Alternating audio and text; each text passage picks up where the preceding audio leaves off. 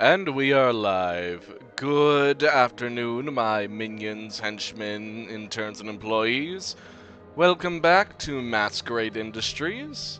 As per always and per usual, I am your scintillating and sinister host, Maldamask, CEO of Masquerade Industries and professional supervillain. I hope everyone's been enjoying their work week. I most certainly have. It's been nice and quiet. We got some new hands around the office, and things are not on fire, at least not as much fire as I would expect it to be. Hello, Jack. Good to see you. Right, so initially I had put a bit of a vote to see what I was going to be doing today. And, well, the vote happened. The result was a tie. So I was going to go with the third option, which, well, I tried to do a test run of it, and I don't think this game would be very stream-friendly, or at least on my hardware. I might have to do some finicking, or hopefully get a more powerful computer in the future, because I would love to stream Speed Freak sometime. But, for now, we're going to stick with going on the road. That's right, we'll be back with more Kentucky Route Zero, continuing our road trip down the Zero, or currently the Echo River? This landscape is weird. Right. I know we had a bit of a crash last time, but we'll get started now. Let's just start getting everything booted on up.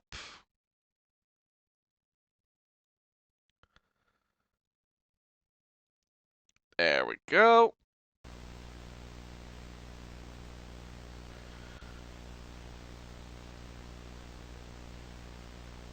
Ooh, we are experiencing a tiny bit of lag.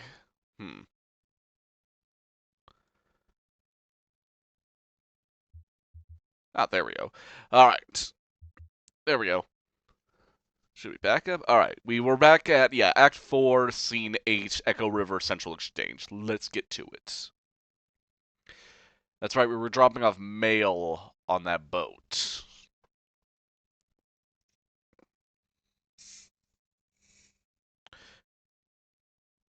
The boat that has the giant animatronic woolly mammoth on it. Because again, the Zero is weird. Thanks again for your help. This is about as far as the tugboat can go. You know, noise and lights disturb the bats. Hello, Mana. I usually send Will, but I thought you'd like the chance to meet Dashiell. He's the guy who works on the TV station, WEVP. So you pass through the Bat Sanctuary, which is nice, by the way. Be sure to check out all the plaques and stuff for, cool bat facts. Plenty of time. Anyway, the Echo River Central Exchange, or excuse me, Consolidated Auxiliary Switch number 30. They changed the name when the power company took over. Anyway, just on the other side of the Bat Sanctuary. This package is going to Poppy. She's an operator. The operator. We'll meet you on the other side at Sam and Ida's for a scheduled early breakfast stop. Just follow the river. Can't miss it. Excuse me. Oh, I almost forgot. You may or not be interested. There's actually a weird memorial sculpture on your way in, just before the Bat Sanctuary. I always recommend people at least stop and take a look at it. It's really sort of... I don't know how to say it. You should check it out. Okay, bye. Okay, well, I guess we are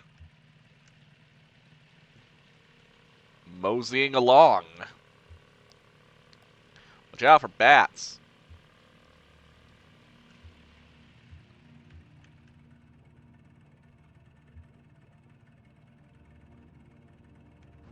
Ooh.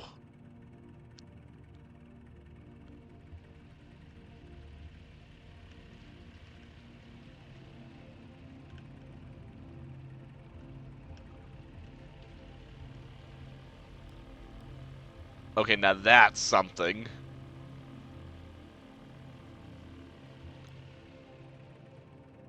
We claim these helmets in the name of the folks who wore them, and we place them here in their memory, but also as a spit in the greedy green eye of that power company who bought up our old mine and traded our brothers and sisters' safety for a little more yield, but only yielded 28 good men and women dead when the walls collapsed and the tunnel filled with water.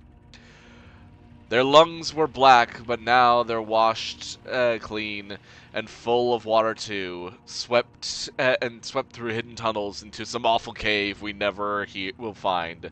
And so we guess the water buried them for us. So let this here be the marker for their grave.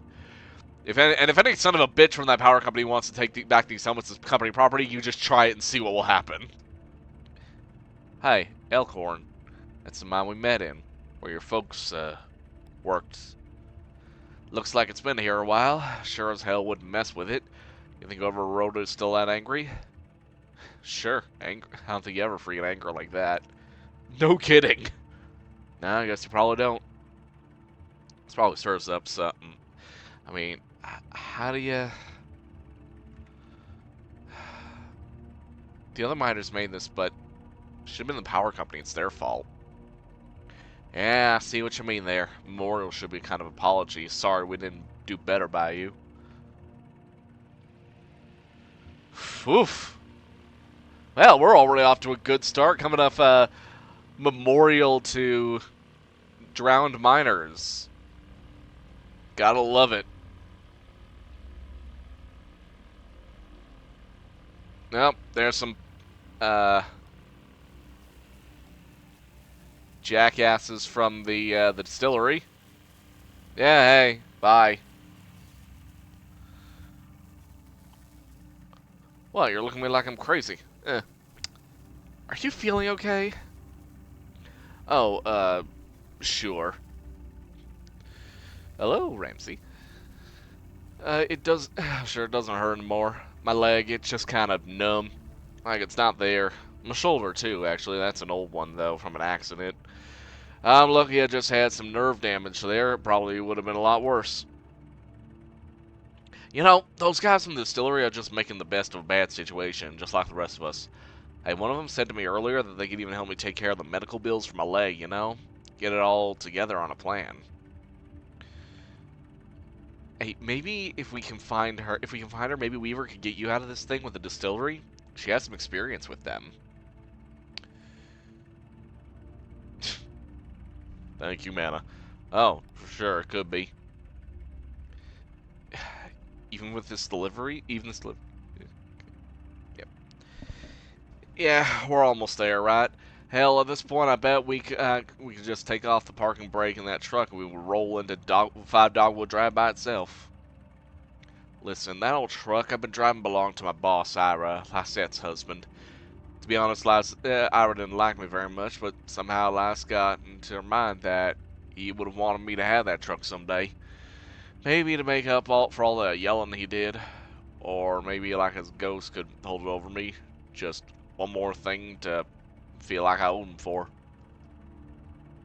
Anyway, that got me up. They got their own trucks at the distillery, and now that antique shop is closing up, got no use for that old truck. I was thinking you could take it.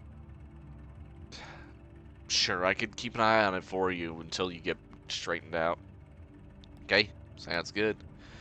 Alright, let's keep moving along. I do like that Conway and yeah, that they're getting close.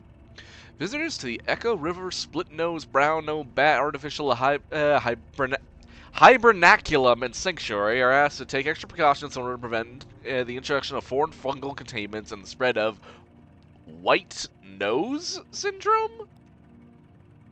Please do not visit the sanctuary during the same day in which you visited any cave known or suspected to host bats infected with white nose syndrome. Please do not leave your vehicle. If you must leave your vehicle, please remove shoes, clothes, jewelry, headwear, and eyeglasses to ensure you do not bring any foreign spores ashore with you. Were there bats in the cave where we played Xanadu? Does anybody remember if there were bats in there? Please do not touch any of the bats or structures. The split-nosed brown bat is confused by light. If you are using a lantern or other artificial light source, be aware that it may attract and confuse bats. If you're approached by bats, do not panic, relax, stop your vehicle, and switch off your light. Never touch a bat. Okay. Gotta keep an eye out for the bats.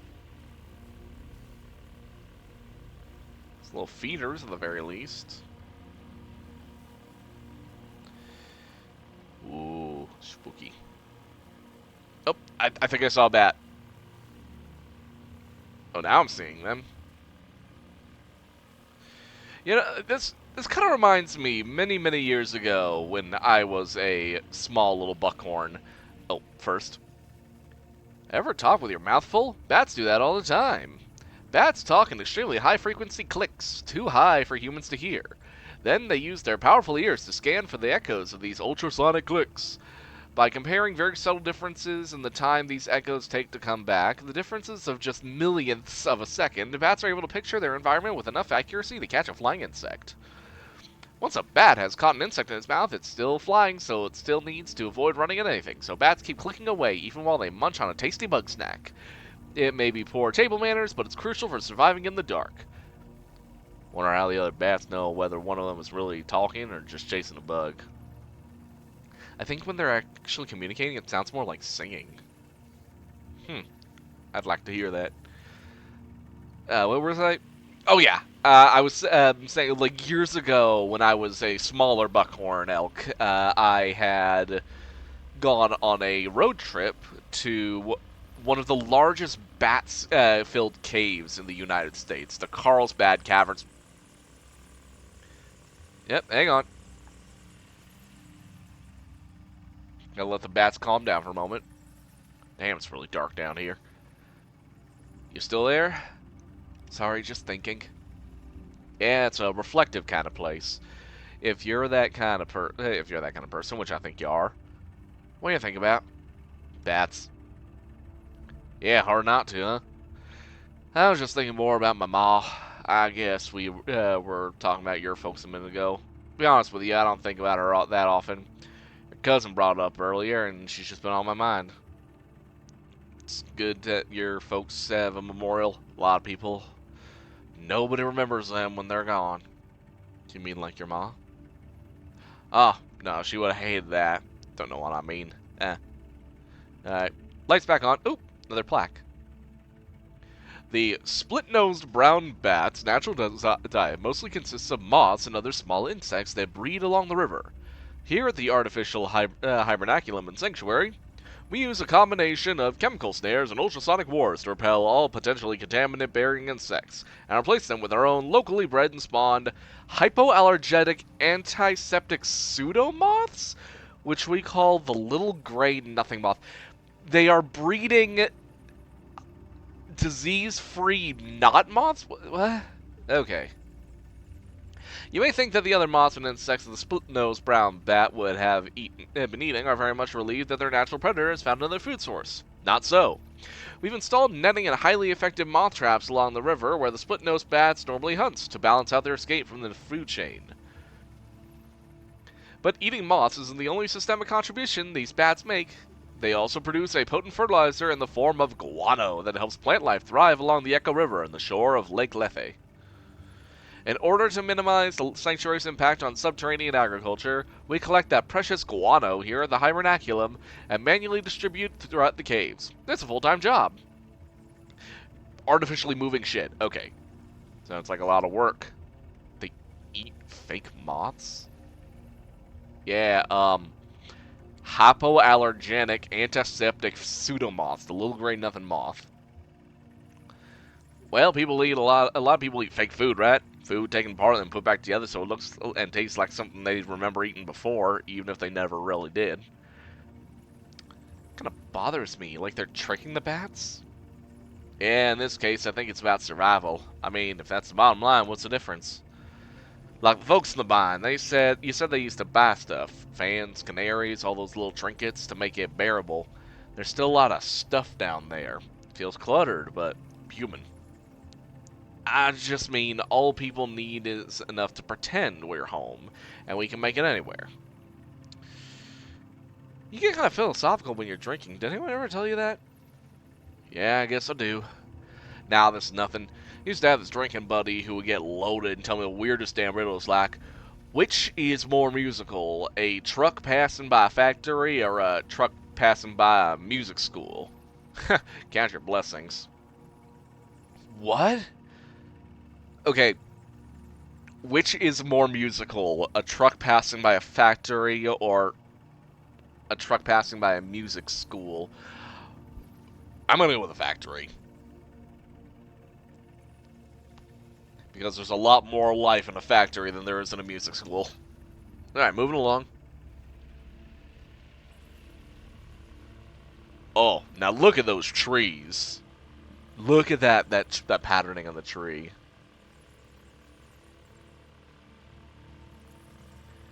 Almost like it's not even there. Yep, lights out.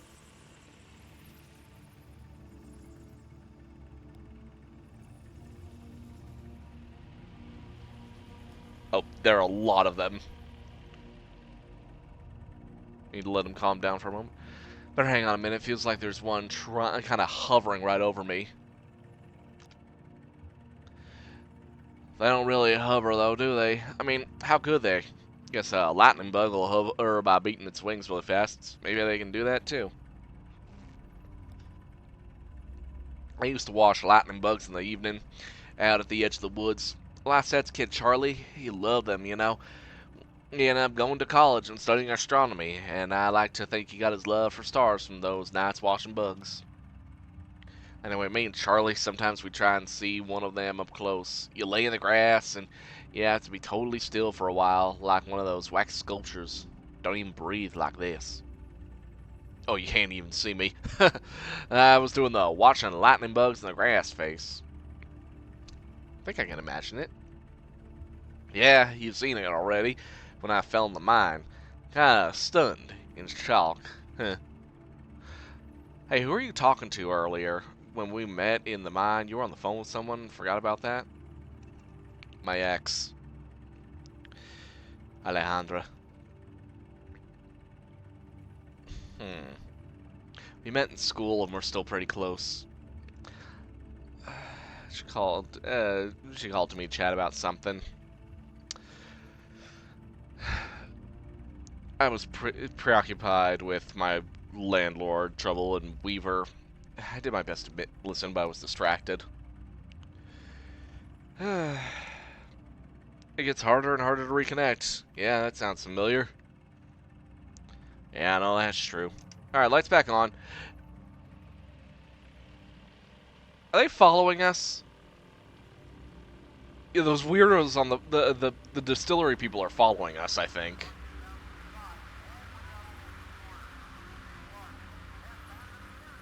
Is radio? Oh, got another plaque. White nose syndrome is still largely a mystery. We suspect that the white fungal growth which appears on bats' faces and wings irritates and confuses them, causing them to awaken early from hibernation and venture outside, depleting stored energy they need to survive through the winter. Do you two mind? I'm kind of in the middle of reading something. That's right, come on, drift off. Go back to the distillery. Come on, go on, get! But biologists are nowhere near curing the disease.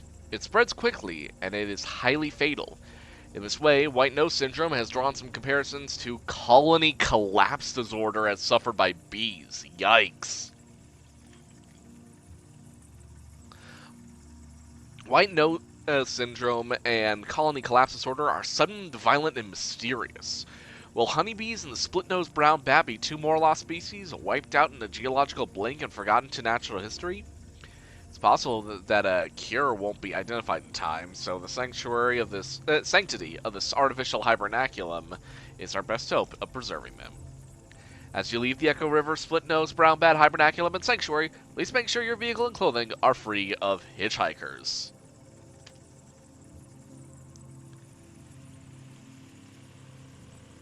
Seriously, will you two stop freaking following me? I'm going to come to work. Not like you've given me any other choice. Okay, it's so creepy that there are power lines down here.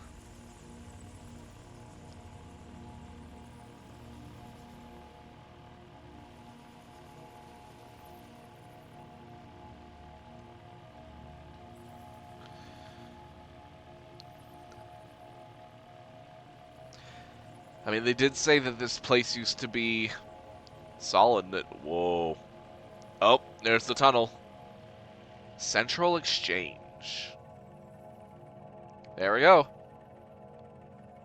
Why can't I see the end of it?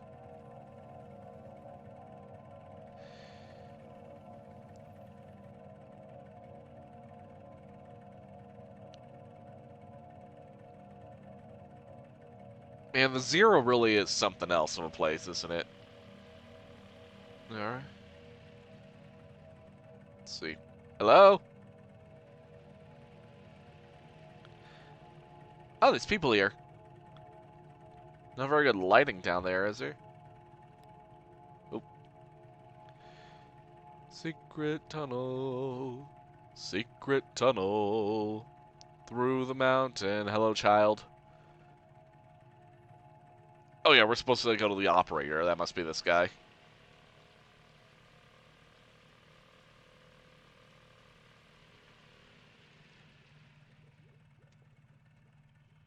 How do you work down here? Oh, hi, I remember you. What are you doing down here? I'm just exploring. I like dark underground places. I'm a romantic. Oh, that's the kid from the housing museum. The other kid, not the one with the giant eagle. Huh, really? What does that mean to you? It means I like poems and rivers and mysteries. Okay, bye.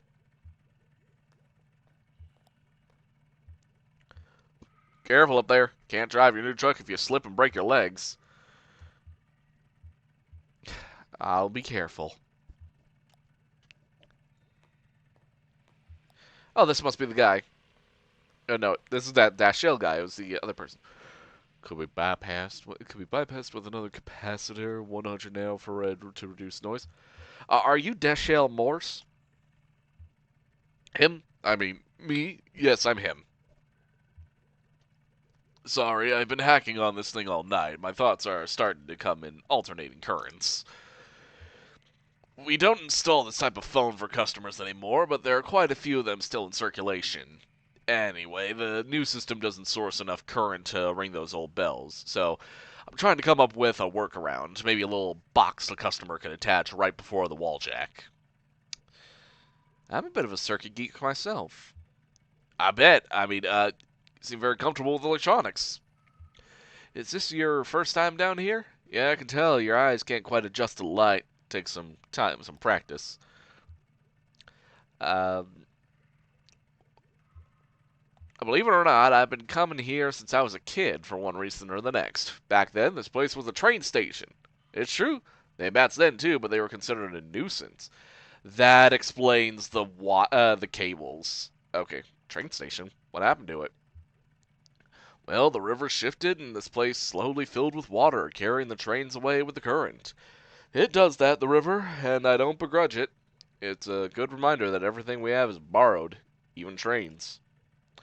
Eventually, phew, someone at the Bureau of Reclaimed Spaces heard this place was still empty, so they moved the phone company in here. I returned here as a young lineman, a skill I picked up in the wartime, running telephone wires behind enemy lines. We used trees instead of poles. I missed that, actually. They were easier to climb. It's just as well I'm in no shape to be climbing anything these days. Closest I get is patching up the wiring in the crystal room for the WEVP folks. WEVP is the TV station, right? Uh, Kate says you're the only one who can tell me where it is. Oh, maybe they should print some maps. It's not really supposed to be a secret, but it's not common knowledge either. That must be why they're always so short-staffed. Listen, miss, if you're interested in WEVP, you should go talk to them directly. They're always looking for volunteers. Take the ferry over to the silo. There's a mail stop there. They don't have a sign or anything, just ask around. I guess I'll get back to this damn old bringer.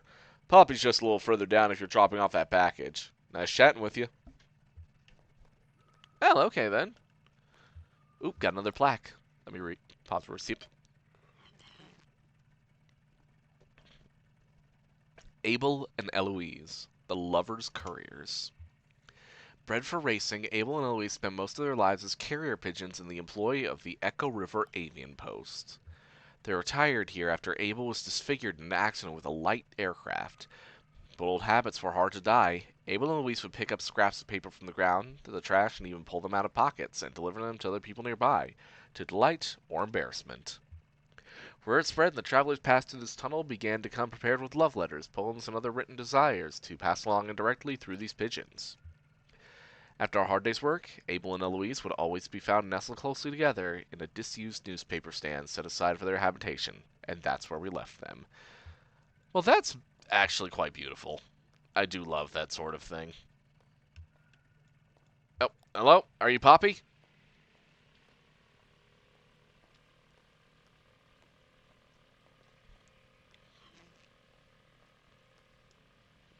Just set it down right there by the lamp, sweetie. Thanks. Actually, wait a minute. Who does that partner parcel came to be from? Laszlo Electronics? Ooh, must be my new patch cables. Not a minute too soon. This one here is hanging on by a fiber. So who are you? You work for the post office or the tugboat? I only ask because I haven't seen you before. Was that you I chatted with down the hall? I heard chatting down the hall? Yeah, I just met with Deschelle. He's been working that obsolete ringer, hasn't he? Poor Deschelle. You know, he's not really. He was let go a while back. A long while ago, actually. When they started restructuring, he was one of the first to go. Well, he talked them into letting him come every day and fill with some interminable project. Says it's just keep a long gap from the growing his resume, but I think he just has nothing better to do. One of those old men who needs to work, you know? Doesn't know how to be any other way. Well, there are no real jobs here, but there are fake jobs, I guess. Wasn't always like this. When I came to work at Echo River Central Exchange, there were 12 of us. Loretta, Edna, Meg, Kara, Marie, Lois, Liz, Hester, Angie, Wilma, Connie. I was number 12. Connie and I were hired the same day, but she showed up early. Marie finished college, and Hester was fired for snapping at a rude caller, but they had it coming, and I hear she did just fine on her own. So they hired Beryl, Jana, and Sachiko, which brought us up to 13, and that was as many operators as we ever had here at any time. At one time. Power company came along, buying up all the lines, and one day they took the exchange as a throw-in, like it was nothing. Nothing! And they started phasing us out. Edna, Meg, Kara, and Lois left one Friday evening and were asked not to come back on Monday morning. Farrell saw the writing on the wall and quickly found employment at a private PBX. They had Jana and Liz stop routing calls and write up some kind of best practices document instead. It was their final task as exchange employees. Some of the girls were reassigned to other divisions. Connie, I think, was checking residential meters. Sachiko and Wilma were moved up to energy sales, cold calling businesses to see if they need to upgrade their electricity plan. At least they were still on the phone. Then there was just Loretta, Angie, and me. We were swamped. The hours were hell and hard on the throat. The voice with a smile became a croak. I was gargling warm salt water in the break room, sipping from a thermos full of hot honey broth stashed under my chair. Oh, and I brought a lot of extended technique to the switchboard in those days. Oh, phone call.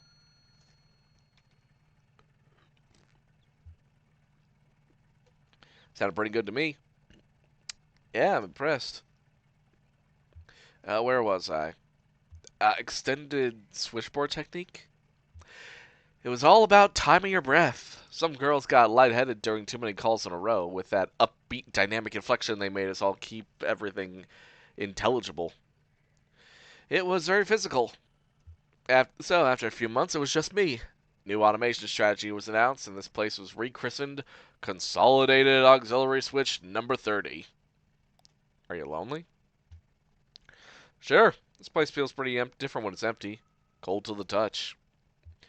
And you know, it really is all about touch here. Sound is a vibration, a touch you feel in your ear, so my voice is my touch. When we're talking, we're touching, even on the phone. That's an electric touch, an intimate little shock that makes you feel your tiny hairs tremble. True. It's not even what I mean when I say it's all about touch here. When the power company first tried automating this old exchange with fancy new transistor arrays, the switchboard caught fire. It was just too much too fast, so they tried using some clunky old mechanical relays, but the calls were getting mismatched and out of sync. It was a nightmare. Pardon me.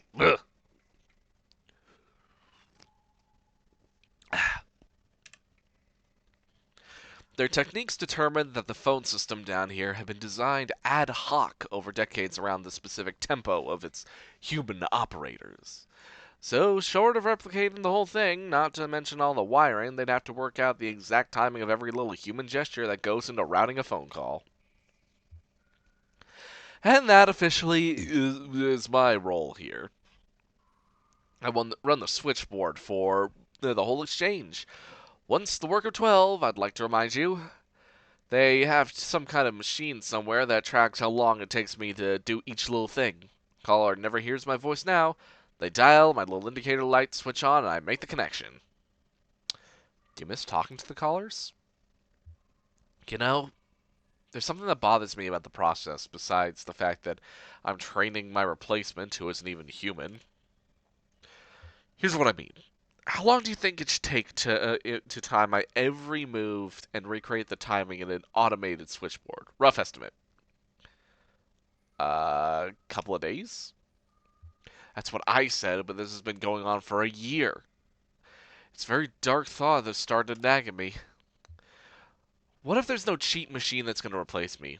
What if it's cheaper to just keep me here, filling in for the rhythm of the operators? What if I'm the cheat machine? Oh, that hurts. You're not a machine. Nice of you to notice. Eh. I'm Orr in the Echo River Central Exchange, and I'll carry a torch for the voice with a smile. At least I'm keeping some part of it human, right? Even if it's not the best part. Oh, the parcel. Right over there by the lamp is fine. Thanks for dropping that off. Take care. Think of me when you dial 0. Uh, uh, Conway? Conway? Oh no! Oh no, they got him! They got Conway! He hasn't finished the job yet. Get back here!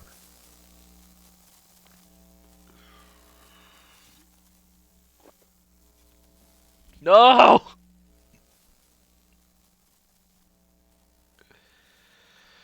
Oh, they just take and take and take and take. Can't you be satisfied with the whiskey that you age in the coffins?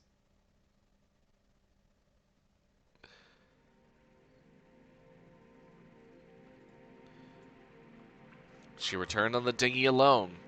She had a strong and sudden urge to shut off the motor and let the current take her, but she couldn't work out where that impulse came from, so she did her best not to resist it. She met a guitar player pedaling on a floating bicycle with his dog in tow. He said they took turns. The water was cold, and the floating bicycle, while technically marvelous, wasn't quite buoyant enough for the both of them. Swimming is hard work, and the hardest work that dog ever had done, he expected. They'd been traveling this way for most of the night, struggling through icy water, stopping to recover when they could find a rock large enough to start a small campfire. He had his belongings stuffed into a weathered guitar case at the end of the thin rope. It floated pretty well, so he only had to keep an eye on it and occasionally free it from a rock or some driftwood that caught on. She invited him to ride away in the dinghy. He appreciated the offer, but they weren't in a hurry. She met a family of 5 on a flat-bottomed skiff. The boat was loaded to capacity with black plastic bags and a few larger pieces of furniture, wrapped in a blue tarp. 3 paddled. The 2 adults and the older child. The 2 younger children slept. They'd been traveling all night, first by car and then for the last few hours by boat. Hungry and tired, they didn't plan to stop until they reached West Virginia, where a relative had offered to take them in. But the adults were happy to take a break from paddling in weary silence. They asked her about her river journeys. She said she was on the way to Sam and Ida's. They brought some food. The kids had picked the garden clean earlier in the day, so they'd been snacking on fresh bell peppers and tomatoes and some crackers rationed carefully for the trip. They wished her well and paddled along towards West Virginia. She met a flower salesman on a raft. They floated alongside in buoyant pods. bobbing untethered, corralled with them with a long pole and a stream of small adjustments. She leaned out over the water to get a closer look. He just started to work for the day, so his stock was full. He pushed a few bouquets their way. First, it was an elaborate bundle of pomegranates arranged in the Roman style. He said it was for a particular kind of person. If it didn't remind her of anyone specific, she better move on. Next, a delicate mixture of dandelions. He was feeling distracted when he first designed it, but some customers found it hopeful. Finally, an elaborate mixture of snapdragons. They made it look domestic. He suggested it would make an appropriate apology bouquet. He drifted away with the current, pushing his flowers along with the raft. She gave in, shut off the motor, and floated for a while. Then she knew what she'd been craving. A moment of silence.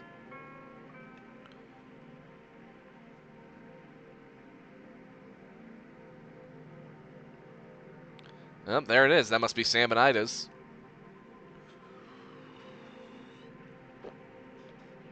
Or is that a diving bell?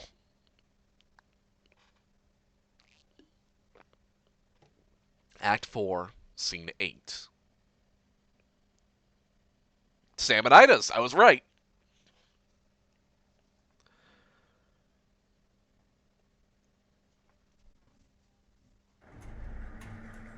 Oh, and there's the tugboat.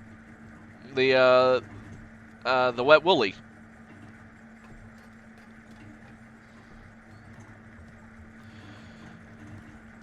I think I see Johnny and Junebug up there. Nope, that's Junebug, Will, and Kate. There's Johnny right there. Just in time. We've already finished eating, but we're about to place a to-go order for Clara. She's back on board getting ready for a show. Take a look at the menu. I'm sure there's something you'd like. Ida's a bit of a local celebrity for her cooking, I mean. Hey, Ezra was asking about you. He's around the corner playing a video game. Maybe let him know you two are back? Or, where's the old man, anyway? Oh, not fun. Oh, bad luck. You'll get it next time. I got a quarter. He's almost got this. It's true. Sure, I have 1 quarter. Thank you. So, where's... They took him. Damn. Yeah, he really got himself in a situation there. Yeah, I'm gonna go sit down. Cool. The food here is good here. I think everyone else is finishing up, but you probably could get something to go. Alright, Clawmeister, let's give it another shot. So let's see what we got here at the top of the pile. Is a stuffed octopus, a plastic bag full of clamshells, a cowboy hat, and some big headphones. That octopus has a leg wrapped around the boombox underneath of it. The shells are pretty clear, but I don't know if the claw can really grip the bag well. The cowboy hat's in the corner, so it's kind of tricky to tell if it's wedged in or not. Those headphones might be a good bet, but I can't see the cord. Could be wrapped around something. What are you going to try for? The cowboy hat. Sounds good. Hope we can get the claw back far enough to get a grip on it. Okay, when I put this cord in, you'll have about 8 seconds to grab your prize. The hat is in the back right corner. Let me know if you need any help lining it up. I've got a slightly different view of the field from up here. Ready? Here we go. 8. Claw hovers on the left of the okay, front left, so we gotta move it up. 7. It's halfway. Okay, it was up. 6. Then we move right. Does this look right? Too far to the left. Okay, gotta keep moving to right.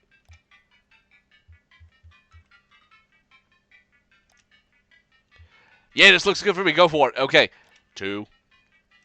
Alright, let's get it. Fingers crossed. It grabs the hat. The claw's only able to get a hold of the brim. It's not a strong enough grip to pull the hat out of the machine. Aww. Sorry, kid. That would look good on for you on you too, but it's too far back in that corner. Hey, listen. Sounds like the that old man you were following around. Guess he had to leave. Is he coming back? No, probably not. He's got himself on a trajectory, you know? Anyway, I don't know what kind of plans you have now, but if you need help figuring out your next move, you can always talk to me or Miss Junebug. Yeah, I want to make sure you know that. Can I keep going with you? Hey, I've got no objection. We've got a pretty ad hoc thing going on, me and Junebug. I'd like to talk to her, but I bet you're welcome to tag along for a while if you're into it. Hey, maybe while we still have time to poke around this place for a little, we'll see there's some pretty wild stuff in here.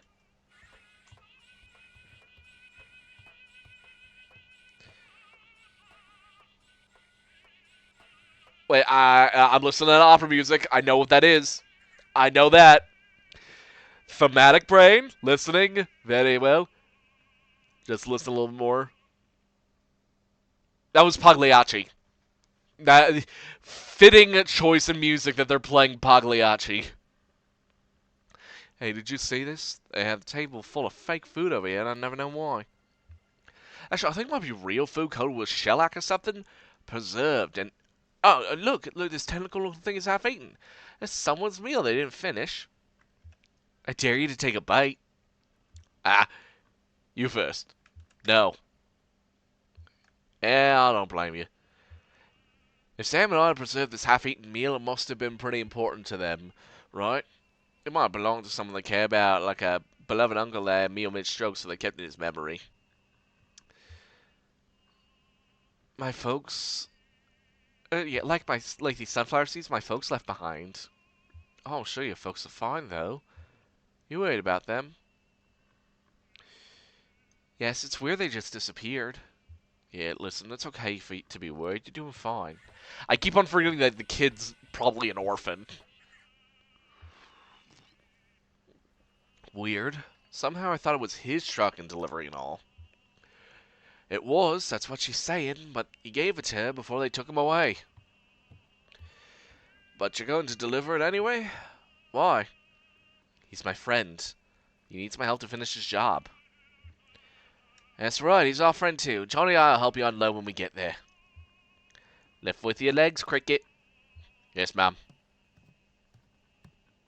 Oh. So how's everything? How is the sweet cave snail? Devastating, you kid-eyed. Well, I can't take all the credit. Sam came across a whole cave snail colony down here about a year back, and we've been leaving rock candy for them to gorge on since. We just started harvesting them earlier this month. Yes, I think it's all about patience down here. Everything grows more slowly in the dark. Ugh. There's a fish in Lake Lethe that lives about 200 years, and its flavor profile only develops at about 75. I got a pot of bones in there that's been stewing for at least a week. I don't even remember why I put them on. Come to think of it, I don't even remember what kind of bones they are. Oh, we need one for the road. Clara said she wanted, something primordial, she said? What does that mean? Uh... Maybe she meant... I think she meant something from very deep in the lake. Could be. Here, you pick. I'm no good at this. Um... Okay, so let's see what we got on this menu. Salamander log, sweet water cuttlefish spread, balsamic spinach, crab and tomato cakes with Kentucky remoulade, mollusk cakes with orange butter sauce, aged blind cavefish, and small salad. So many choices. Blind salamander, black bean soup, mussel hot pot, poached barnacle. Um, Lamb and cavefish gumbo, cedar plank blind prawn with Parmesan red pepper crust and butter sauce, and grilled squid wrap. Maybe. Um, basic steamed crabs, mollusk and spinach fritters with lemon sauce, Ida's smoked crayfish spread with Kentucky toast. Okay, I think we've cycled back on. Oh, never mind. We got blind salamander, mussels pickled with white carrot mignots, balsamic broccoli. I'll let you guys pick because I don't know what to choose. I just got an achievement for looking through the whole menu. So, wait, cavefish and black bean cakes with Indiana remoulade, deep water salamander with small salad and blind prawn, spicy mussel and small salad, Wednesday night blind prawn, mollusk hot pot, poached crayfish. I'm gonna keep going until something really sticks. Charred blind salamander with lemon broccoli relish, cedar plank mussel with basil parmesan crust and butter sauce, grilled shrimp wrap, cheddar crusted blind prawn kebabs, blind prawn and tomato fritters with lemon sauce, squid bisque, crab log, mollusk with pickled spinach mignonette sauce, crayfish spread. Yeah, they're really doing deep seafood here. All right. I'm going to go with the blind salamander and broccoli cakes with Cajun remoulade. Oh, good choice. Your friend will love it. I'll have it right out, sweetie. Ezra leans over the table and carefully examines the preserved food and drink.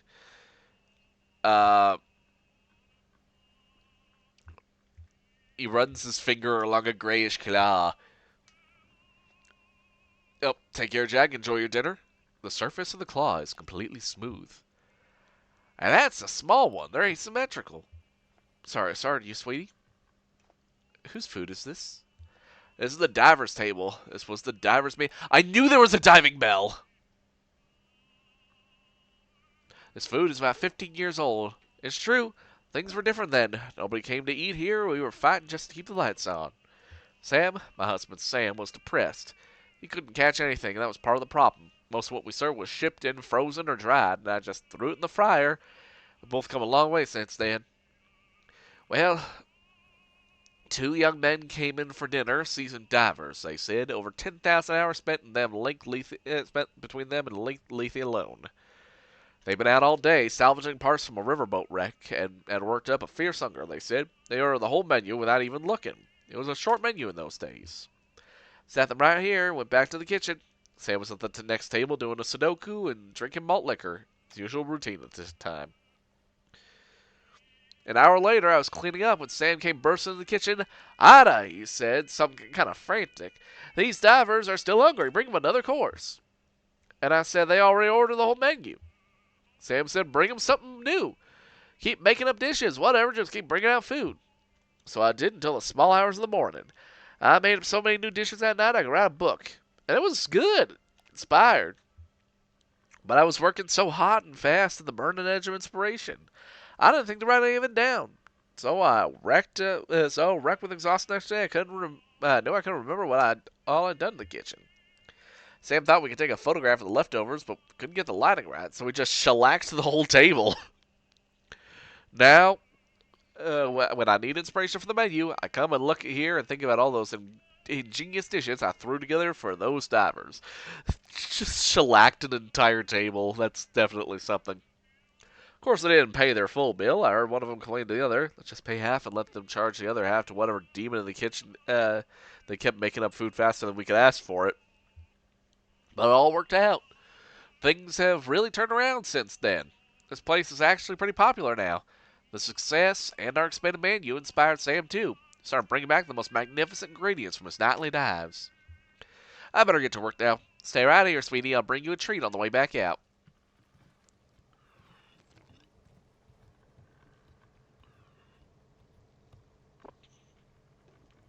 Oh, that's not a diving bell. This whole restaurant is a giant buoy. Hi. Well, buddy, I guess you're the catch of the day. The one and only. So what are you? Some kind of eel, I guess. Kind of mopey little guy, huh? Well, I can see it in your eyes. Smell like sort of buttery. Well, that should be fine. Skin feels like sandpaper. Well, she'll figure something out. I think I'll call you the Silent White Eel. Welcome to Sam and Ada's, the one and only Silent White Eel. I hope you enjoy your stay. I mean, not too much.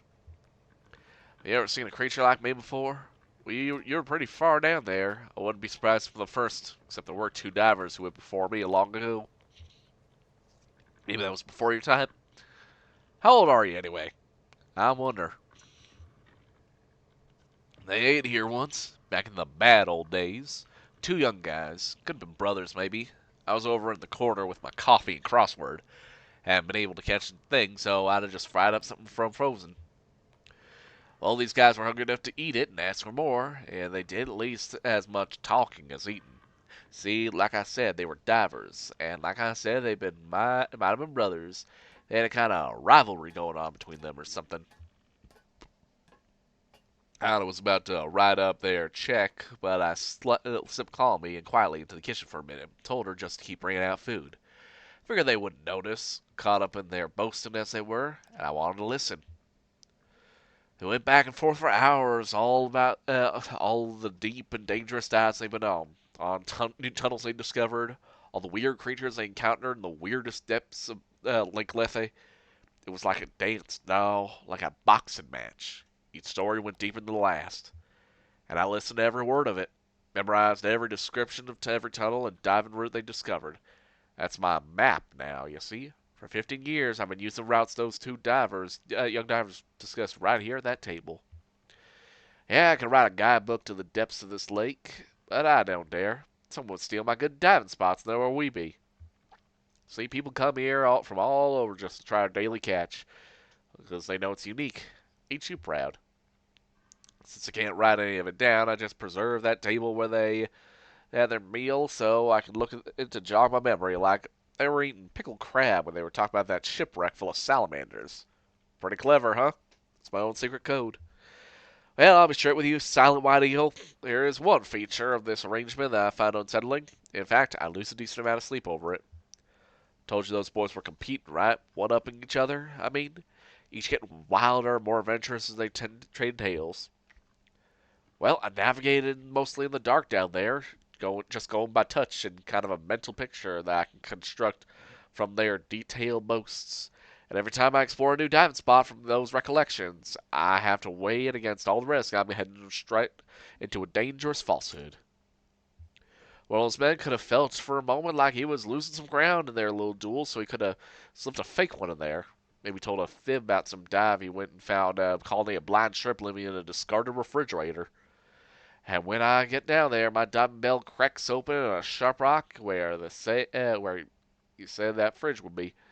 And that's the end of Sam of Salmonitas. To be honest, the possibility puts the fear of death in me every time I touch water. If wasn't hydrophobic now. Oh, hey, Sam. Good haul tonight? We'll see what she can make of it. Yeah, pretty good, I think. Had some trouble down by the narrow tunnel. Some kind of fast-growing freshwater barnacles just about sealed it up. I pecked away for half an hour before I gave up and went around the other way. But I got the catch of the day, and that's the important part. That's what people travel for. What's the catch of the today? Here's the silent white eel. Mopey, sandpaper old eel. I don't know how she'll fix him, but that sandpaper quality ought to do something for, what do they call it? Mouthfeel. We stay for a drink.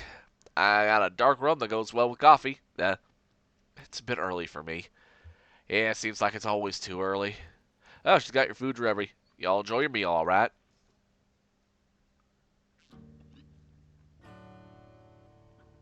Ooh, I hear music. The Bedquilt Ramblers. Oh, it's that group again. Let's listen.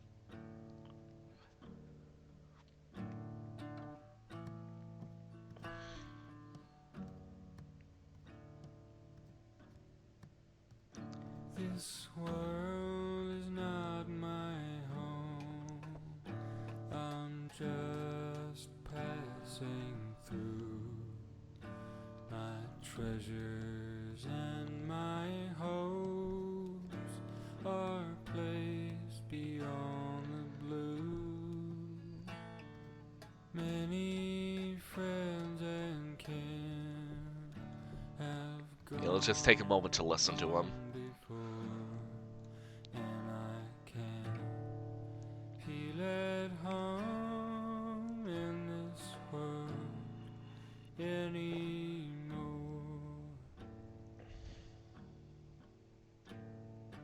Oh Lord, you know I have no friend like you. If heaven's not my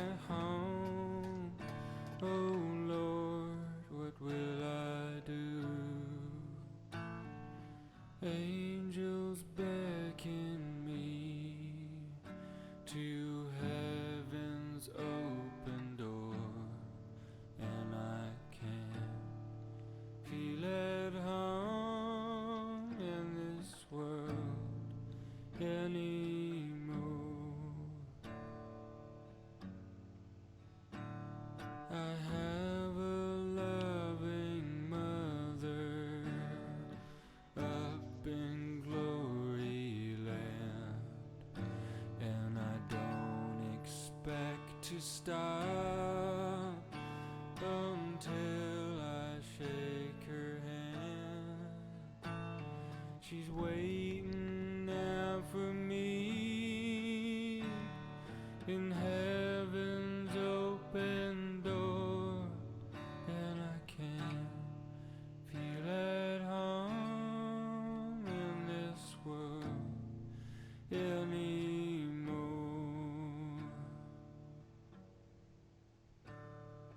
Oh Lord, you know I have no friend like you. If heaven's not my home, oh Lord, what will I do?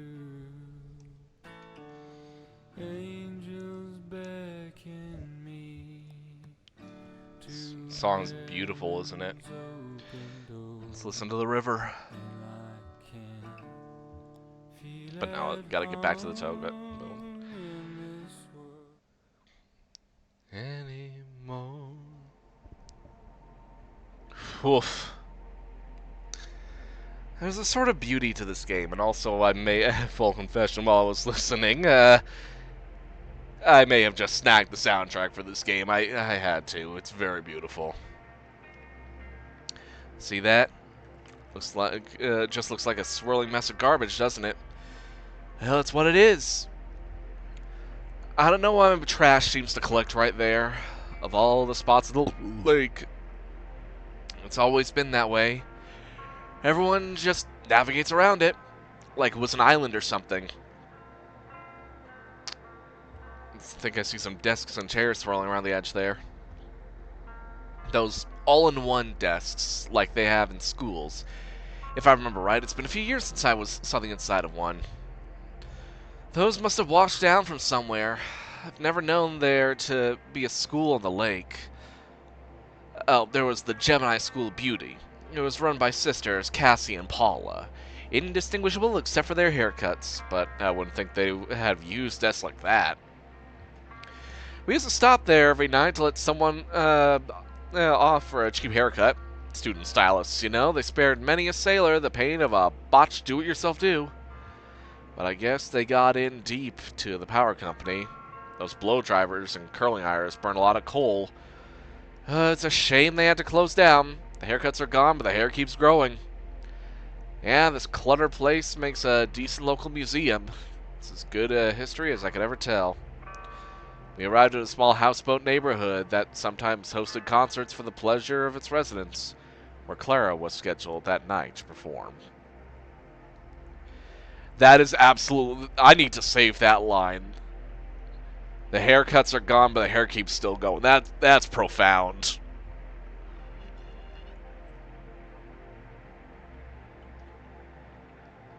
Ezra stayed in the tugboat to help Clara with her performance.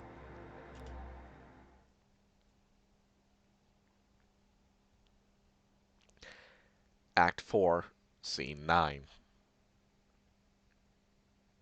The Mucky Mammoth. There we go. It's not the Wet Woolly, the Mucky Mammoth. It's a much better name. Wet Woolly is horrible.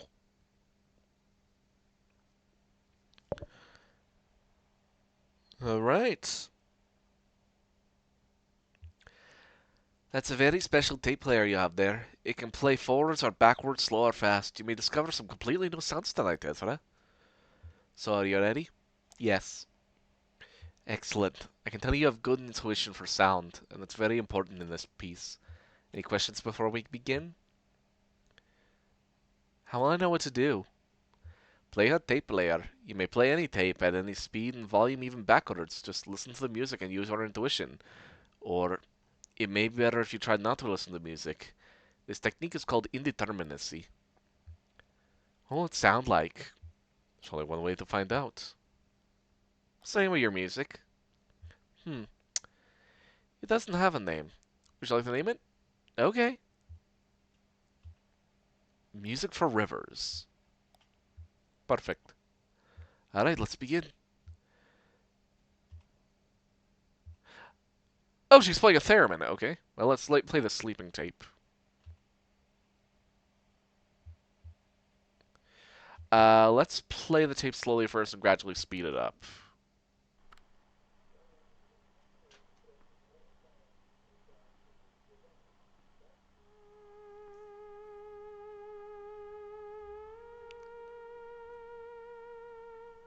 I love theremins. Such a haunting and unusual instrument.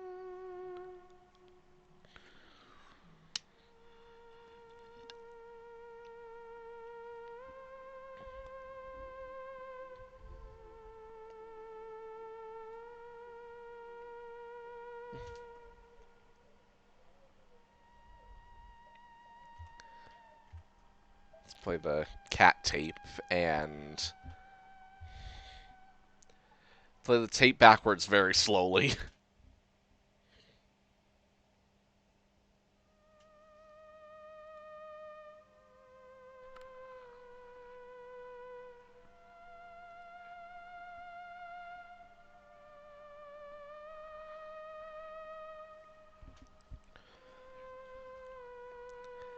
Bet you weren't expecting a couple of concerts tonight, were you, friends?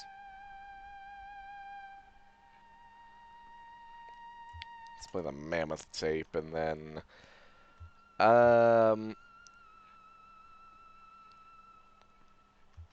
flick the volume knob on and off.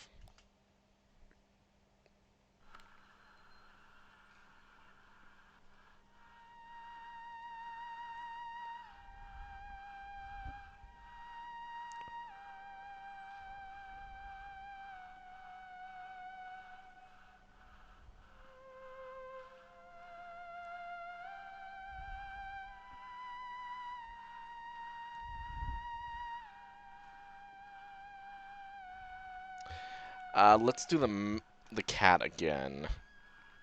This time, fiddling restlessly with the volume knob.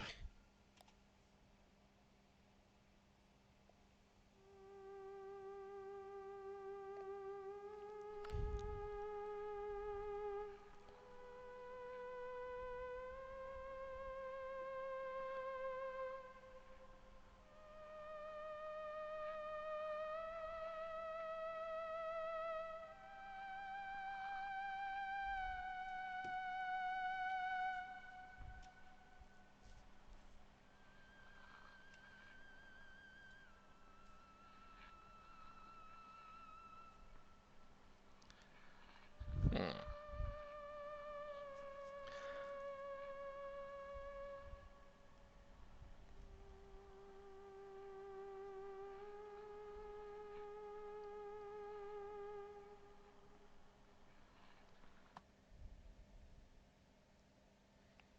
That was hauntingly beautiful. Thank you, Ezra. Was that okay? Oh, I don't think I understand your question. I was just pressing buttons, but you're like a theremin scientist. A scientist? Oh no. But like a scientist, I experiment. Unlike a scientist, I have no hypothesis. I try not to be attached to outcomes. Does that make sense? My violin teacher used to tell me to play like a tourist. Act as though you've never been there before. I hope you'll continue making tapes, Ezra. I'm sure that there are many more people who enjoy listening to them on this river and elsewhere.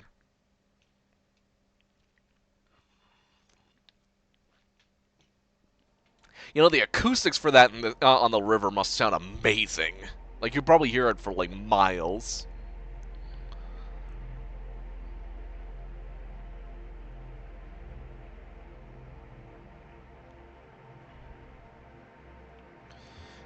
I met a photographer once. I mean, one in particular. She even took my portrait. Can't imagine why. She said it would immortalize me. That was a metaphor, of course. She meant I'd never be forgotten. As she was disembarking, not far from here actually, the film fell out of her bag and was borne away by the current. I was working on deck at the time. She shot me a sad, apologetic glance, but I wasn't bothered. It's no shame to be forgotten. Our passengers, two lighter, disembarked at the mail stop by the silo. They couldn't seem to get that old truck started up again. But we managed to roll it off the barge with only a minor scrape or two. At the last minute, Clara decided to travel with them for a while. Kate and I said goodbye to our friends, new and old, and the Mucky Mammoth rumbled down the Echo.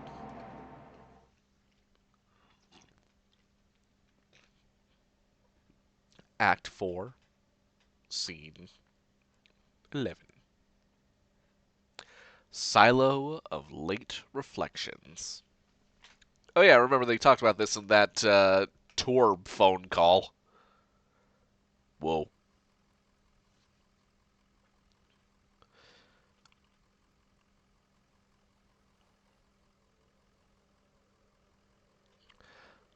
What's this place like, Dogwood Drive? It's in a small town, or it's... I really don't know. I just got the manifest the old man had in his truck here. License antiques, mail or delivery, no return address, shipping address is 5 Dogwood Drive, packing list. Then it's just numbers. That's the inventory numbers of the antiques he was supposed to be delivering. Anyway, I'm glad you're coming with us. Yes, I'm always eager to see more of the country, and I enjoy the company. I'll have to find a bus or train to get on to Nashville by evening. Well, they have buses everywhere, right?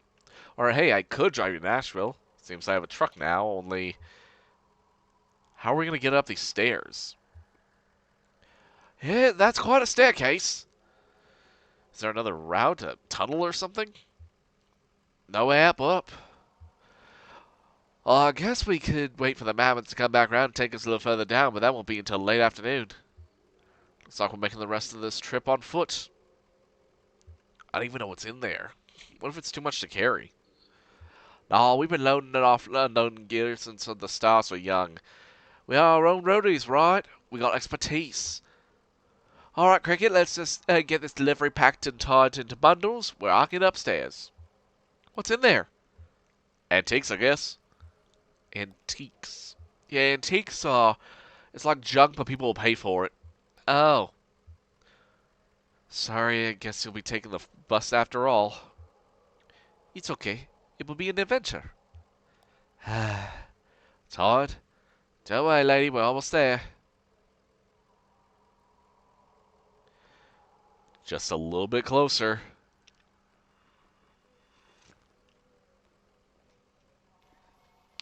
Ugh, spiral staircase. Sad that we've lost Conway and Homer, but well, I guess we're climbing up the silo.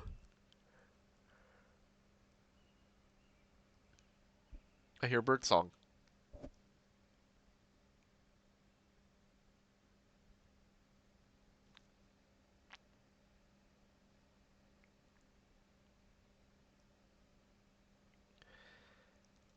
End of Act 4. Oh, wow. That was beautiful, wasn't it? Very melancholic. Yep, there's an achievement. Now for the next intermission. Un pueblo de nada. What a moment to both not speak Spanish and for the one Spanish speaking person I know to leave the chat. Time for translation.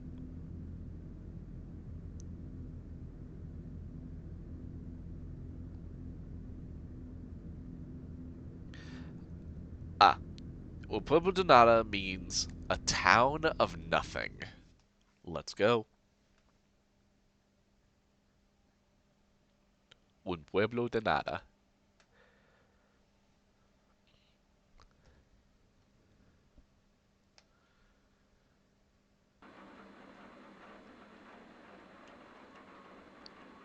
Whoa.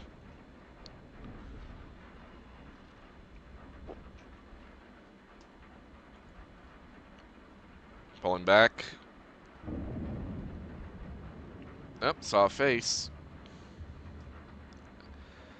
Couple of faces. Okay. Ooh, we're doing is this the show? Is this their WB? I'm not late, am I? This must be our guest. Oh, hi. You must be oh, I'm sorry. I'm Maya.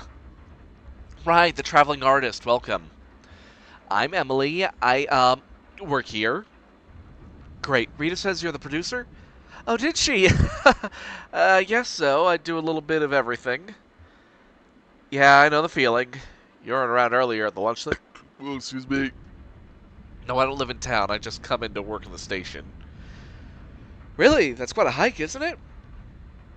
I know some shortcuts. Oh, okay. I should make sure she's comfortable. So, do you... No, I'm fine, thanks. I'll just find somewhere to perch until you folks are ready. I've got a lot to digest, mentally, I mean. Well, it was, big lunch, but I spent most of the afternoon examining the mounds. Oh, the burial mounds? Yeah, that's what I came down here, to see them up close and make some sketches. They're amazing, right?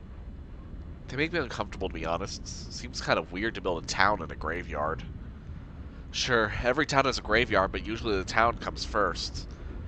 Okay, I'll check if Rita's ready. You can just hang out back here somewhere. We'll let you know when it's time to come on set. Great, thanks for having me. You too, you know what I mean. Ugh, why I'm so awkward with visitors here. Just used to seeing the same 12 people day in, day out, I guess. Ooh, new angle. So the ceiling is holding up, just the usual leaks. This floor is staying dry. My left boot has a hole. It's like I just looks like it just made it before the sky broke open. Ben and Bob working on a project. We found that radio in the woods a week or two ago.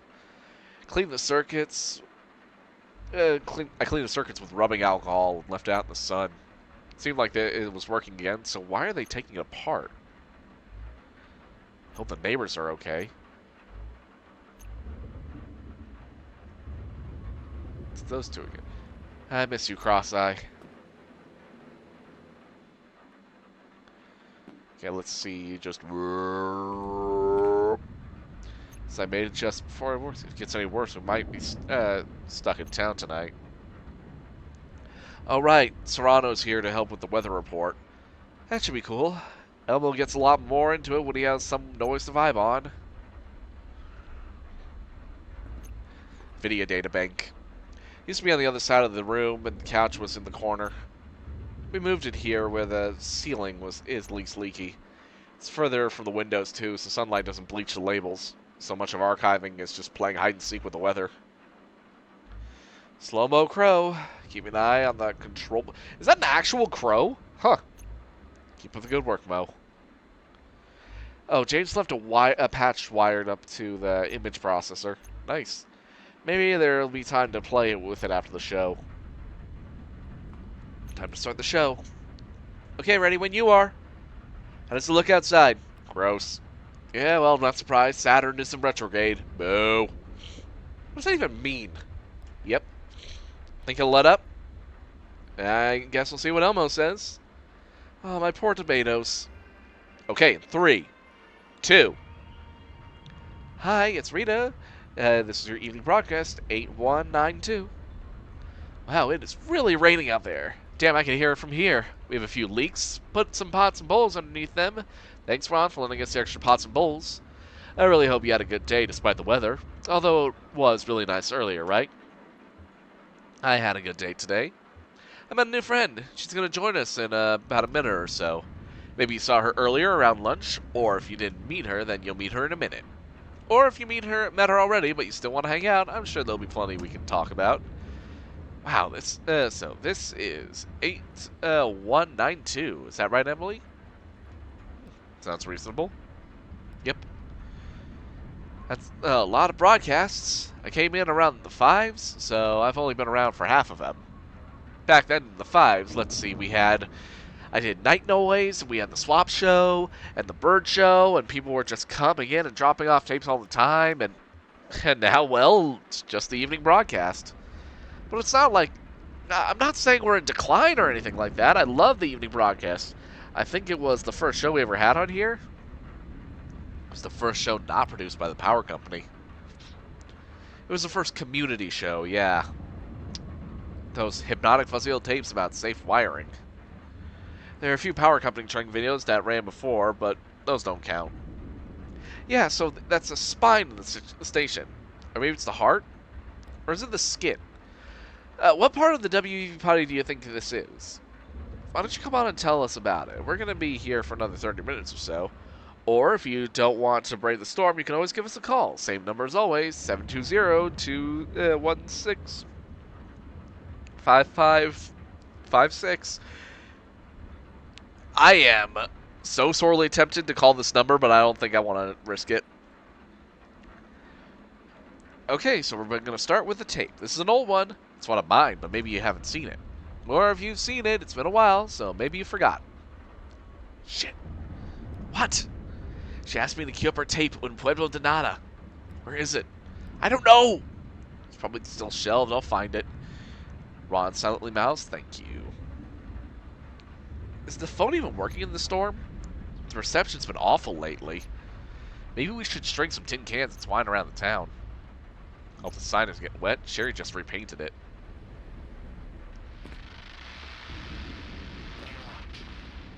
Okay. Regis tape should be on the shelf back here.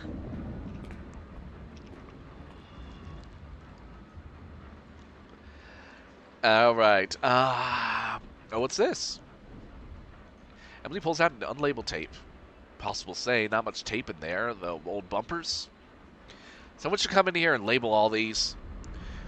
We should put this all in chronological order, although I guess it's hard to remember sometimes the order of things. And some of these tapes were made at the same time, or started one video and then started another in the middle and then came back later, and time is out of joint. It's like sweeping a beach. Oh, wait a minute. Something fell behind the shelf here. Gross, it's damp. Ralph borrowed it with his screen. So it's probably with the other. Rob. Yep. Here. Aunt Connie refrained, bare waist studies, death of an airfield. Pueblo de Nada. Aha! What would you all do without me? I'll queue up Rita's tape now. Here you go, Mo. Hold off on playing until Rita's done setting it up. Thanks, babe. That's a good crow. Ready when you are, Rita. Some people that lived here a long time ago, before the company town, before the airstrip, like 100 years ago. Okay, so I hope you enjoy it. Ready, Emily?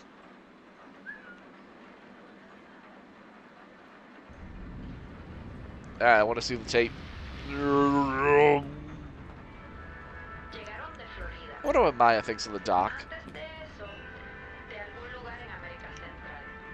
This is cool. Ever seen it before? I should say something nice. Yeah, it's something else. You don't sound convinced. It's not a bad way to learn about history, though. She did a lot of research for this tape. The People of Nothing. We still have a few of those worn-out notebooks they left.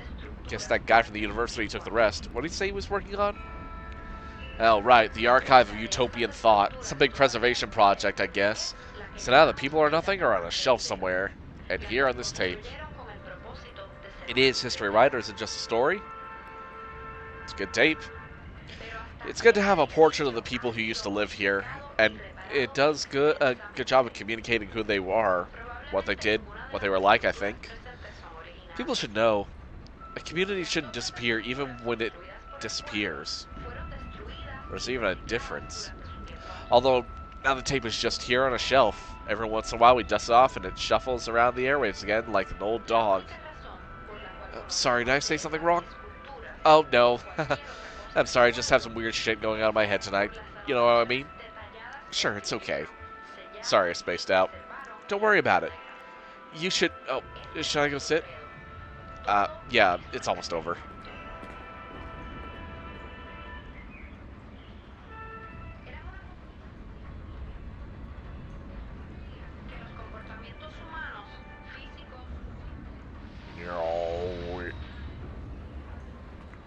Next up is Maya's interview. So, where are you staying tonight? Here in town. Oh, good. Yeah. Even before the storm came in, I thought it'd be nice to get some rest before the long hike back to the highway. Ron offered his loft? What? He said I could sleep in his loft. Oh, honey, he's talking about his barn. Ron, nobody wants to sleep in your barn. It's not haunted, but it is haunted. Bob got some pretty clear voices on his tape recorder. He wanted to have a seance, but couldn't round up enough brave souls to go all the way around the table. You'll stay at my place. Oh, thanks. With the storm coming, I should probably find somewhere to stay out here tonight. I guess the loft is free if I dare. Do you need anything? Actually, do you have an extra toothbrush? It'd be nice to sleep under the stars. I think I do, actually, yeah. Oh my god, I've been in the woods, you know, right? I actually used a twig this morning. I kind of chewed one up in the one end. No stars tonight, though. I've done that. Really, I'm disappointed. I thought I invented it. Even better, you can chew on some pine needles. Really freshens your breath. I mean, it's not perfect. Wow, that's rough again. Just close your eyes and pretend, I guess. Right, exactly. And even then, it's not the same as a real toothpaste. Do they know we're rolling? Do they know we're rolling? Oh, okay. Hi, so I hope you enjoyed that video. Like I said, that was from, like, several years old. I can't remember exactly. I enjoyed it very much. Oh, thank you, Maya. What's next? I brought in a tape. Oh, okay. You good? All queued up? I'm gonna check on the boys. What the hell are they doing?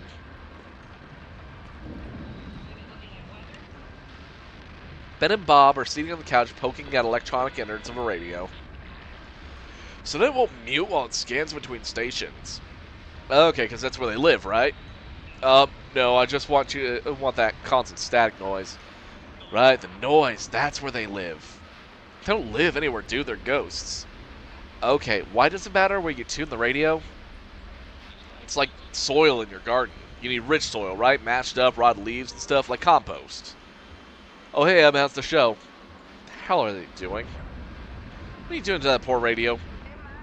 We're working on a new ghost box. This guy Frank wrote about it in his newsletter. Paranormal periodical. No, that's Sylvia's. Frank's is the Ghost Gazette. The radio crackles as it scans rapidly across the spectrum. Snippets of voices mixed with colored noise and unfamiliar interference patterns. Did you hear that? That was definitely a voice from beyond the grave. Sounded like, I clearly heard dogwood in there. Yeah, kinda. Sounded more like frogwood to me. The hell is frogwood? Man, I don't tell the ghost what to say. Did you hear that, Emily?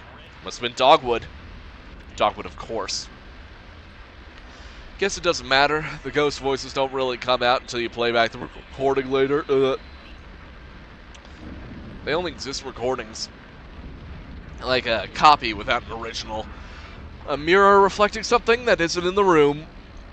Weird. Like a vampire. Wait, no, that's backwards. A vampire has no reflection. Yeah, vampires are pretty mundane by comparison. They're just a mashup of some creepy things we already knew about. Cannibalism, hypnotism, mist, bats. Yeah, I see bats every night. Bats aren't weird at all. Ghosts, though? We need a whole new framework to think about ghosts. So the ghosts speak and we can't hear it, but the tape recorder can hear it. Is that right? I don't know.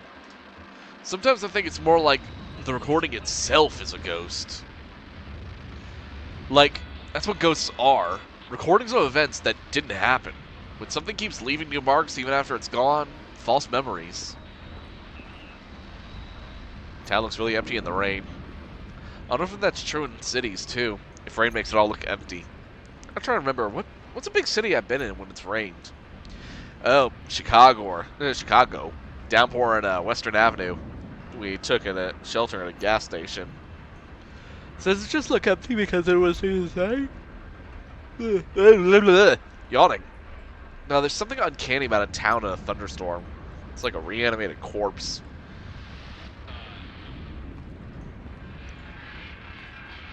James has been working on a circuit diagram for a while now. The diagram has been up on the chalkboard for at least a couple of months. It's a schematic for some essential component for the image processor. Nobody understands it but James. That's the point. He's trying to clean it up a bit, simplify it a bit. He'll publish the simplified diagram. Everyone else can build an image processor. Meanwhile, it's like hieroglyphics in here. The schematic seems to get more eerie the longer James is away. He understands it, which is tethered in the realm of the human. Otherwise, it might as well be lichen. Bolts on the floor quickly getting full pretty quickly. I hope somebody is planning on emptying these to somebody else. Ugh, more leaks. This is not sustainable. I love this oscilloscope. You can plug and play the signal in here and it shows up on the screen. Sound wave, video signals, even just a weak electrical signal with no other purchase on the sense. You can inspect electronic sounds that are usually too low frequency to detect. Sometimes it takes a little tuning. James used this to show me the guest in our wiring here in town. There's a low hum, barely even a hum because it's too slow to be audible. A slow, gentle oscillation that offsets every other electrical signal in town. James hasn't been able to figure out what causes the hum, but that's okay. It's too subtle to cause any real problems for us. It's just there. This is Ron's big moment. It's okay, Ron. Anything you want to tell us about the tape? Everything on that tape was wild. Really, everything. Wild stuff indeed. Even the horses? Horses! Everything on that tape was wild. I used to tell everyone about this donut shop in Sonora. Donut party. Told everyone they had amazing crullers, trying to convince them to stop there with me anytime we were in the area, but the reason it stuck in my head was the name. Just thought it was funny. Were the horses wild? I thought those were the horses here. Oh, the neighbors? We call the horses here the neighbors. No, I didn't recognize that one. One morning on our way back from a late gig, just as the sun was coming up, Bennett, Bob, and I found ourselves on 65 by Sonora at prime donut eating hours, and so we stopped by. I don't think there are any wild horses anymore. Really? How could that be? Well, I mean, they've all been domesticated. Are the neighbors domesticated? We don't own them, no. They're, feral? It wasn't called Donut Party, it's just called Donuts. I said I thought they'd changed the name, but why? And then I noticed there was a party supply store across the street. Donuts weren't even good. But the weird part is, I still fantasize about stopping by the real donut party by some morning, having one of those amazing crullers. In fact, the desire has only grown more intense. Oh right, in your documentary you said the people who used to live here had freed their horses. Exactly, but you can free a pet cat, but it won't turn back into a panther? Right. It's kind of haunting, kind of ghost, like Ben was saying. Despite all the pain in this town's history, the puzzle of Donata vanished, and the airstrip went bankrupt, and the company town buckled under all the guilt and exploitation. Even the first people here, all we have left of them is their graves. What about the dogs? Yeah, Ron, was the dog wild? Everything on that tape was wild. I just hope our ending isn't so dramatic. Maybe we can just decline peacefully into irrelevance, and then one day stop, completely unnoticed. That sounds nice. Didn't look wild to me. I guess it's a matter of perspective. I'm not sure I agree, but now it's time for the weather. Thanks again, Ron. We're hanging on the long past of our expiration date. Well, the weather should be pretty wild. I can hear it for myself right now. Yeah, it get pretty intense out there. Do you get storms like this a lot? More and more. Right, of course. Then, of course, there's the actual ghost. Alright, here's Elmo with the weather report, and lucky us, we also have Serrano Cole, who stopped by to add some drama. Musically, I hear he's going to be at the Rum Colony later tonight if you need a cocktail after the show. So let's go live to Elmo for the weather report. Oh, is Elmo ready? I should make sure the camera's pointed in the right direction.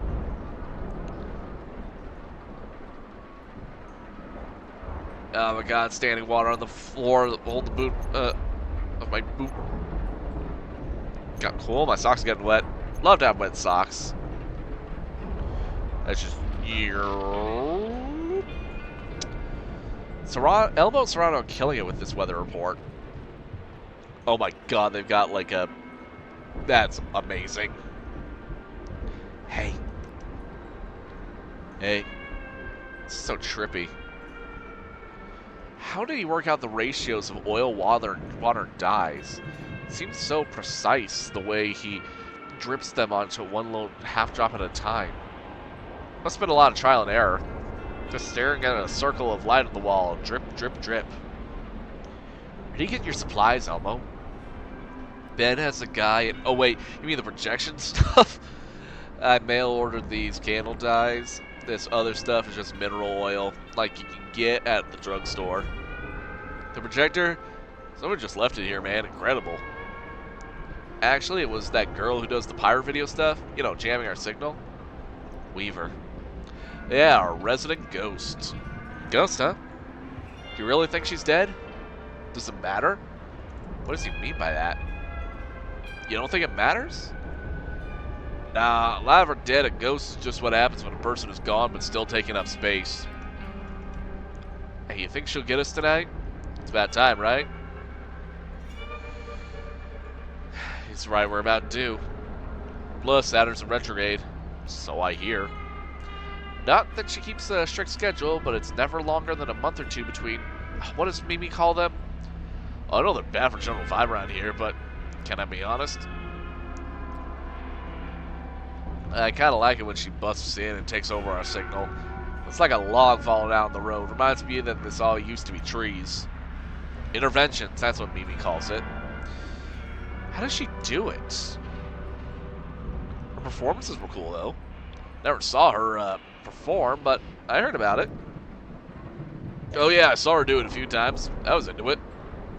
For a while we thought she has a tower somewhere, but she's even jamming the local cable transmissions. She did lectures, right? Yeah, you could say that. I thought of them as storytelling, just sessions. She talked for hours and shuffled through slide after slide of shapes, numbers, and weird constellations. Who knows what any of it meant? Raph and Sherry went and checked every cable in town for, what would they call it? And this was her projector. Right. I don't know where she got it, though. Still works really well. Got a spare bulb at a resale shop, but I haven't had to use it yet. Tapes? Splices? Injection sites? Places where Weaver will be overriding our signal? They didn't find anything. It's a mystery. That's why it bothers people so much. But to me, that just makes it more dignified somehow. What happened to the rest of her stuff?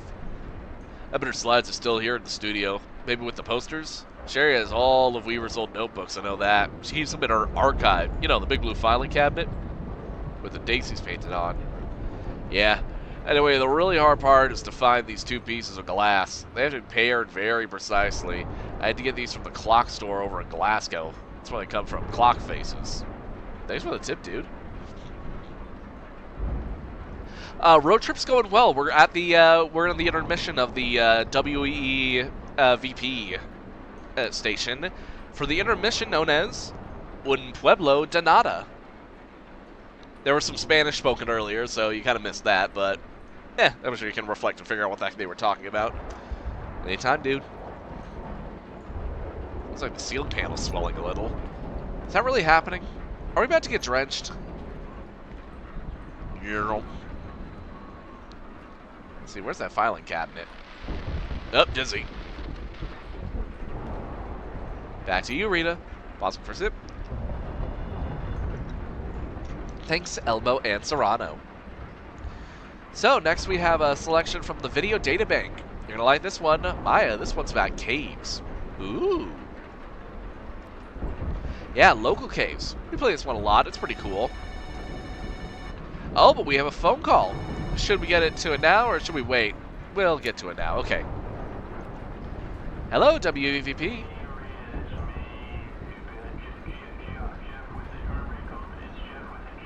Oh, an actual voice.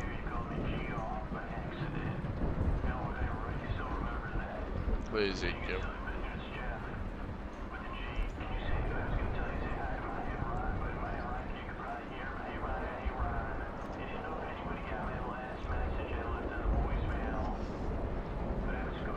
Oh, I gotta love an awkward caller.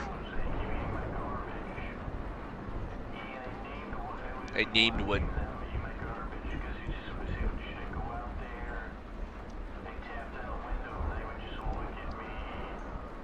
Love you all packed to lunch.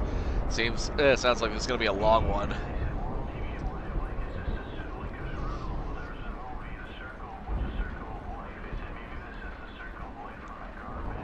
Uh-huh.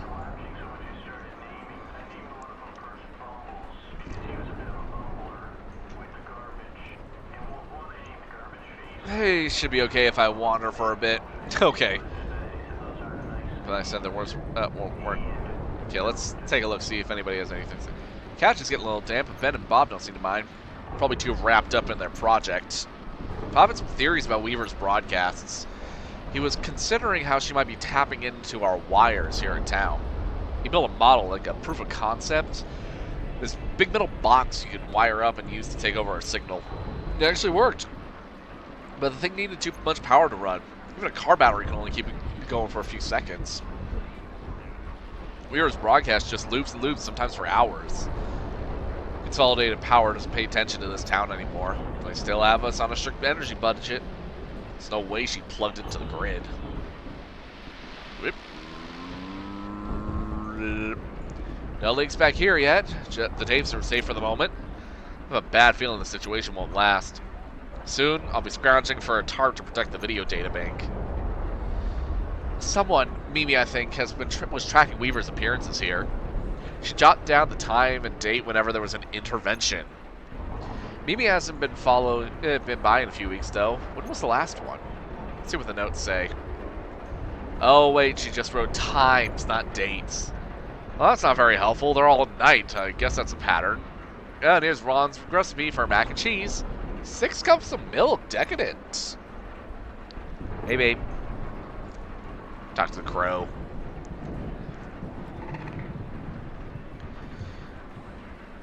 Did you know Weaver? Oh, really? Did you ever see her lectures? Sounds amazing. I would have liked to see that. You made her sound so make her sound so normal.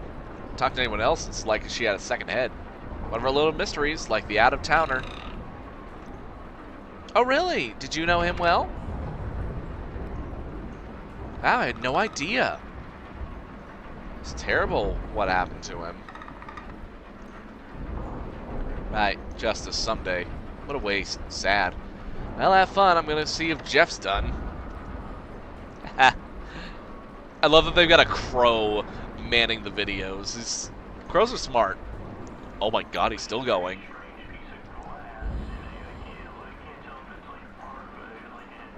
Oh, I think Ron's nodded off.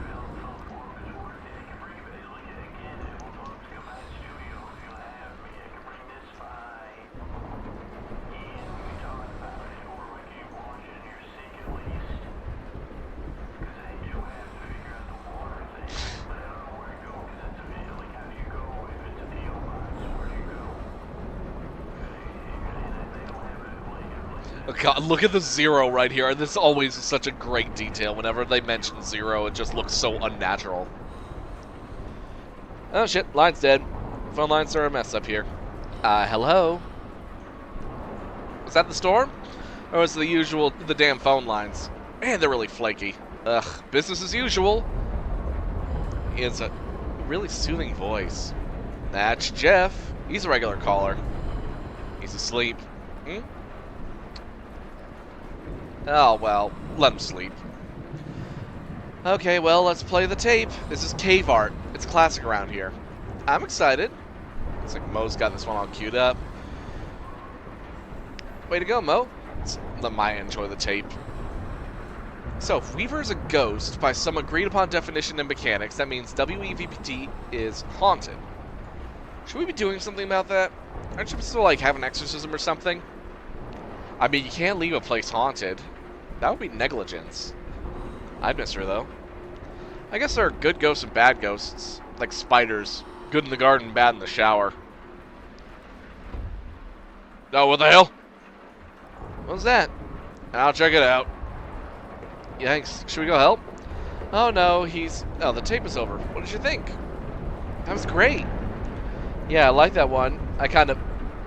That sounded pretty close. Oh no. Is the power out or just the lights? I don't know. It's, I'll take a look. Maybe a fuse blew on the relay or something. Some scared rat chewed a wire. Abandoned ship! Just kidding. I guess I'll take a look and see if anything's smoking. A little town... must seem like a little more romantic now, huh? If it survives the night. Maybe we should call... Nah, the phones are definitely dead now. It's up to me to figure out what's going on out here. Is that a... No, of course not. Lightning flashes in the dark make it look like a slideshow out there. My summer vacation is in the ghost town. They're still picking away at their project in the dark as the storm bears down on us. So what else is new? This whole town is just whistling along on its way to the grave. Hang on, let's see. Now I'm gonna think about the video data bank. It's fine, right? Surely it's fine. I wonder if that weird hum up there in the wires just shows up when the power's out. Of course, can't check because the oscilloscope isn't working. That's the thing about real mysteries. You can't even trust your instruments. Incredible how dark it gets in here. Feels like feathers. Oops, sorry, Mo. How are you holding up? I know you hate the dark. It's fine. If the storm just wiped out the town off the map, where would everyone go? Could Elmo disappear into the woods? Or go down to the Echo River and ply his trade there? They have weather down there, right? Hope you're not too late for your gig, Serrano. Poor thing, she's soaked. Are you having trouble with... Oh, I spoke too soon. I thought your power was out. Yeah, it just came back on. Weird. Good, though. You made it! In this storm. Oh, I never miss the evening broadcast. To be honest, it's the only time I get to share my work. Nikki's still carrying a torch for the out-of-towner. Of course, it's great. Wow, it's pouring out there. You really think... you think I have some paper... You think I have some paper towels? That's it? Oh, thank you. Well, ready to go? Ready? Okay, the ceiling is falling apart. This doesn't bode well for the roof. Some of the studio's wiring is in the puddles now. Oh, God, it is flooding.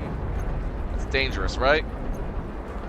Nobody else seems concerned with it. I'm gonna pretend I didn't see it. God, you hear a storm like that, you're gonna start freaking the hell out. Yeah, any of you ever get caught in a storm that sounds this bad? Now we enter the cultural section of tonight's program. Did you fix it? Just came back on its own. It'll just take a second for the equipment to warm back up and we'll be on the air again.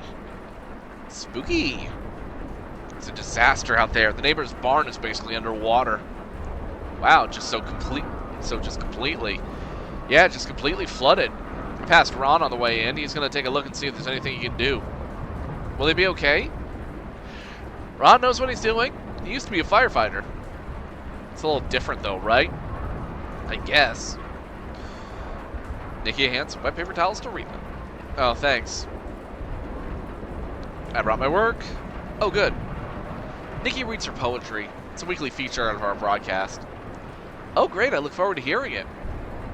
Yeah, I just hope that we can keep going. We lost power for a little while before, right? Better get started then. To the out-of-towner. What eagle flew you to your final bed? It's not what men who brought you there to sleep. The men who left you bloodied and then fled had chosen mud and muddied Water Creek. Did wild turkeys gobble, dote and care, and wipe the moss between your eyelids clear? Did cardinals pull the twigs out from your hair and wash your hands and feet and trim your beard? When wood ducks dressed you in your resting gown and pigeons fashioned shoes from leaves and bark, who then sewed flowers into a burial crown? The one who made your headdress was a hawk. The men who broke your body, where were they? The vultures stayed home on your funeral day. Emily, look at the monitor. Dude, be quiet. We're live right now. No, we're not. Look. That's not our broadcast. Oh, it's Weaver. Damn, there she is. Emma was right. What's wrong? It's her. Weaver. Oh, really? Tonight? Sorry about this, Maya. What's going on? Local prankster. She jams her signal every once in a while, whenever the stars align. A prankster? Not the word I would use. Damn. So what do you do about it? Just wait until she's done. We've never been able to stop her from jamming us. We don't even know how she does it. Man, we should be back on in a minute, though. Don't worry. Alright, Weaver, what you got?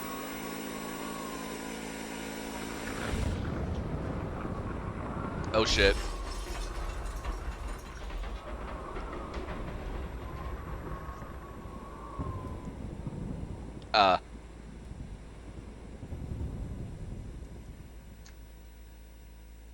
Oh, that's ominous. Alright, that was Un Pueblo de Nada. Now, alright. Minions, henchmen, interns, and employees. Should we do the final act today, or save it for next time?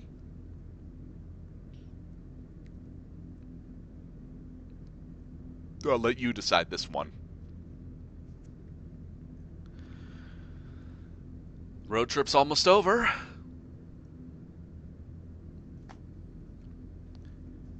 We've lost the man who started us on this, but there's still more to go. Just a little bit more.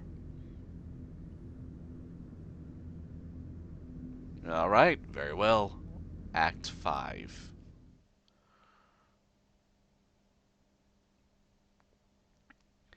Act 5, Scene 1. A town.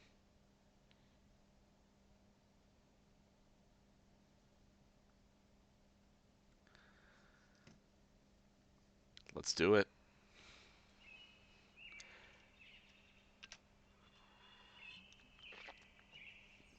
Wow, that storm hit hard.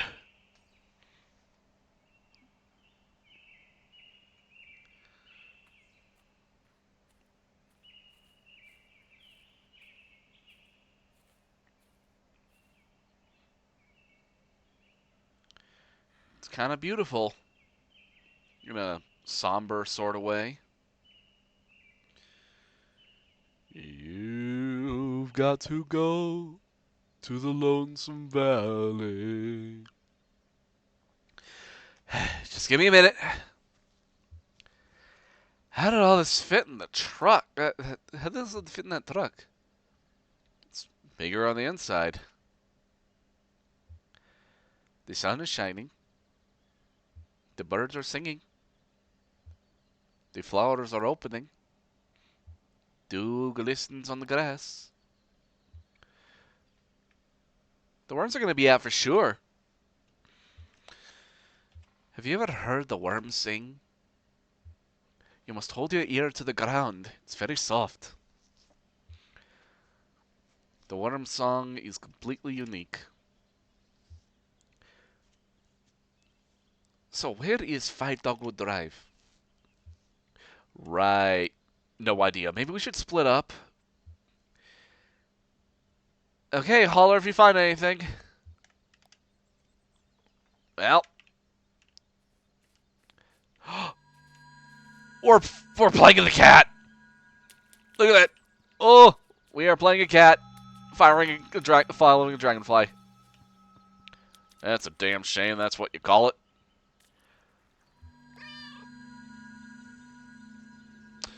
Well, what do you know anyway? Sorry, I'm just upset. Oh, that poor horse. You're right.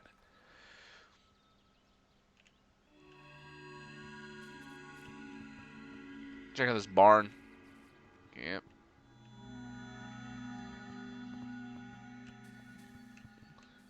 Oh, there's people right here. Now that's like seeing all those horses. That's sad. Cattle too.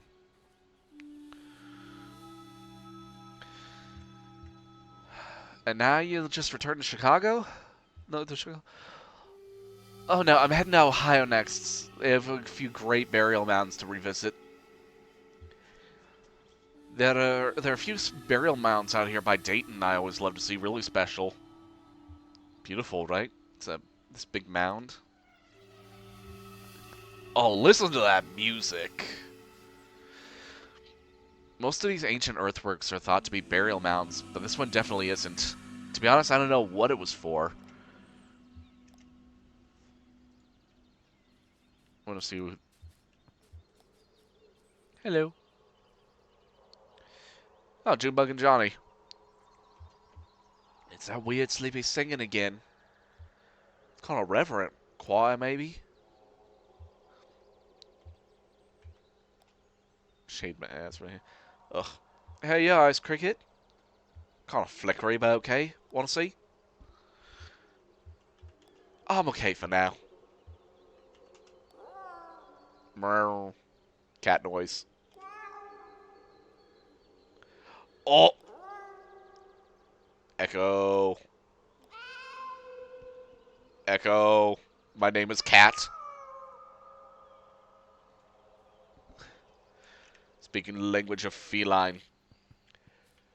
Wait, was all of this in the truck? Really?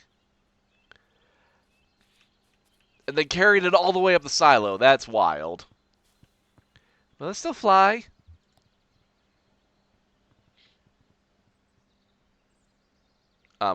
Hello, shadow people.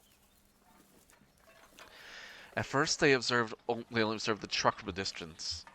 It was like an alien carcass, something that made more sense in death than in life. The company had dropped it off in the middle of the day, when everyone was at the plant. They let it sit overnight, alone and strange. Nikki thought it was ridiculous, but Ron approved. To Elmo, the truck was simply beautiful. Town didn't produce much garbage anyway, she said. Who would drive it and where? The only road in town was the old airstrip. Everyone had to agree that this money and attention would have been better spent addressing the town's drainage problems. Maybe finally get started on that damn messianic ditch. Still, they had a few things to dispose of. Broken flower pots, empty glass bottles, clothes that didn't fit anymore. They gradually fell into a habit of collecting waste and carrying it to the truck. Once a month, some shadows would come in from the night woods and haul the garbage away on a cart. So we got shadow people now, eh?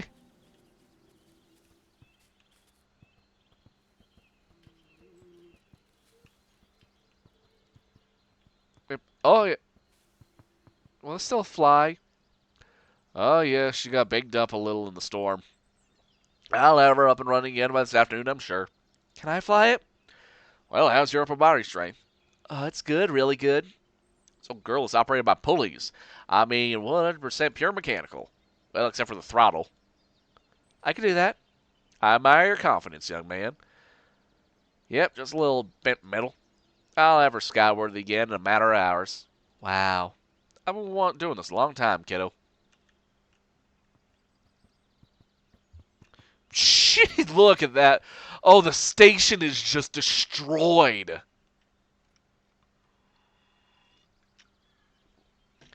Elmo gave Rita a tour of the cameras and wiring. She'd been through a certificate program on public broadcasting at the community college, so no surprises there.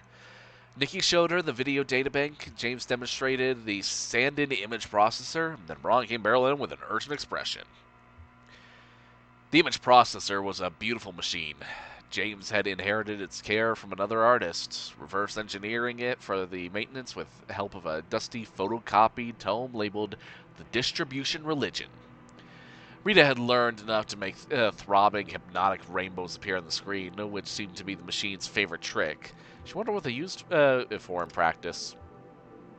Ron's news was clearly bad news.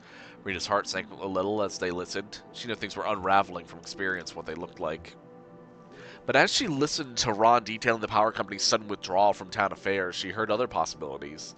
She studied their faces and found concern, for sure, but also something like relief, hope, an awakening of play. Nikki looked like she might have been daydreaming. There are people, Rita decided, ready to step out of the company's shadow and build something of their own. Ron said the TV station would still be funded by court order. Could that be their anchor? Well, unfortunately, your TV station is rubble. Catch stretch.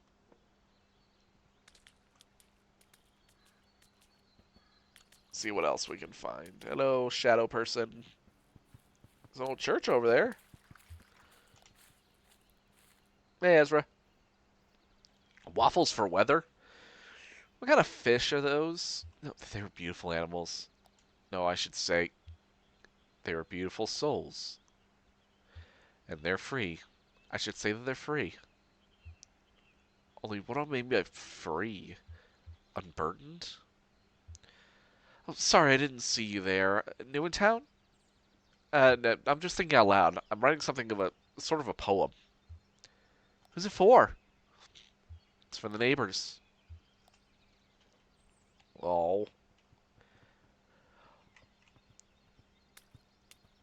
Let me see. Waffles? Yeah, waffles for any weather. I like that. Let's take a look at. Wow, look at those ruins.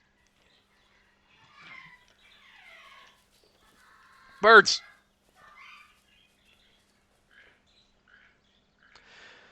George scanned the shelf. He quickly found a book that he was looking for. There were only a few dozen left, more shelves and books now. The result of an experiment called the New Selection. Privately, he just called it the Purge. But only privately in small groups of reliable complainers. The unspoken rule was to hold back criticism as long as possible. Experiments needed time to unfold naturally without the interference of doubt. George would have preferred to complain more freely. Even the secluded feedback circle sessions have been losing their teeth lately, he thought.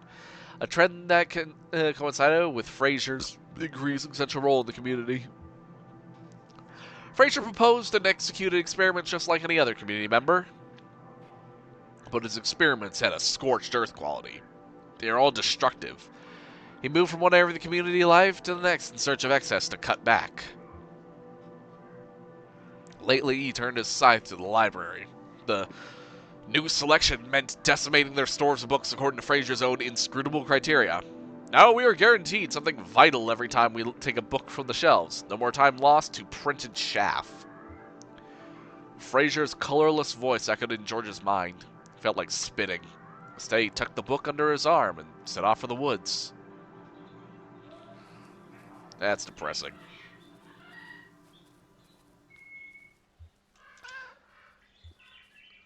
Cat. Oh, hi, kitty. Where'd you come from, huh? Oh, look at that. You followed a bird up here? These folks, the one who built this thing, they chase birds too. Really? That's what they wrote.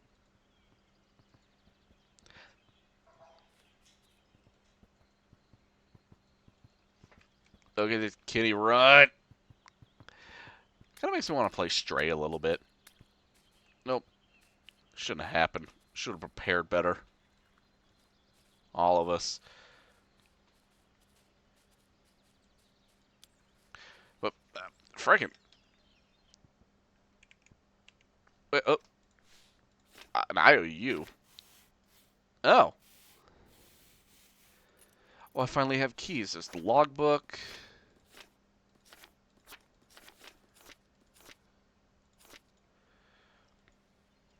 Completely forgot that I have a collection of things. Shouldn't happen. Should prepare better. All of us. But most of all, that damn company built this place and left it only half built when they pulled out of town. Damn shame. Oh, I see people up there. Go, kitty, go! It's not too sad. No, I think it should be happy. Right. It's a remembrance. Right. Like a monument. Totally. So they should be represented with dignity and respect, of course. Of course. But not to the point where it makes everyone feel like they have to be serious when they're standing under it. Does it make sense? No, yeah, it definitely does. I think I have an idea. Great. I'll just dig in. Thanks, Marianne. Happy to help. Think it'll rain anymore? Nah. I don't see any clouds. Hell, it'll probably rain anyhow. Just our luck. Oh, oh really?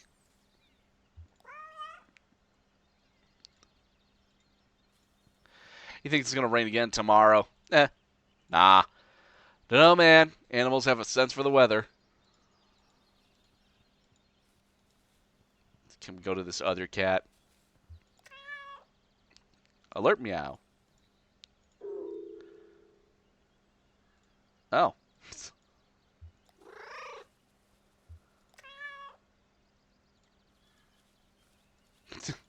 Cat gaming.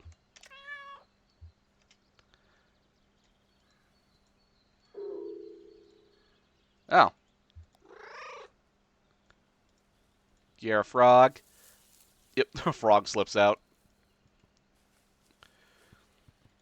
Onwards.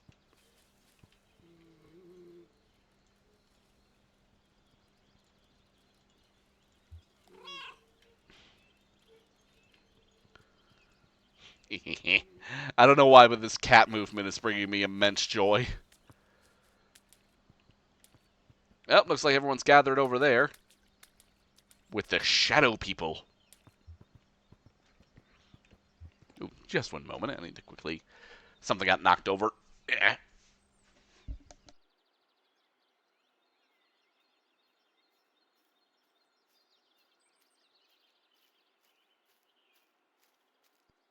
There we go. Hell, the mailbox... Oh, no, do you hear music? So we finally found Dogwood Drive. Always. Strange to say, but I feel like I've been here before. Anyone else? Huh, just showed up the house. When? Sometime last night, I think. Never noticed it before. So this is 5 Dogwood Drive. We finally found it.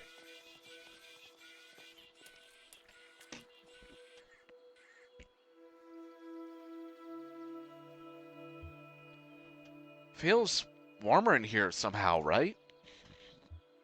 Warmer and brighter. Nobody lives here? Well, somebody ordered furniture. It's actually quite spacious. Yeah, you can fly a plane in here. Lighting here is pretty great, actually. Yes, a good space to read a book. What would you read? Science fiction. I'd like to read anything at all about the planet Mars. I could just set up a new workshop here. I could fix TVs again, or whatever people need. Hell, I could fix toasters. One could really fit a lot of books in here. So much stuff just spread all over the place from the storm. Maybe we could put some of the town's old stuff in here, like on display, like a museum or a memorial. So whoever lives here will next will know who came before. You think more people will come after these people leave? People will come. There's something about this place. We saved what we could. Hey, cat, I'll race you.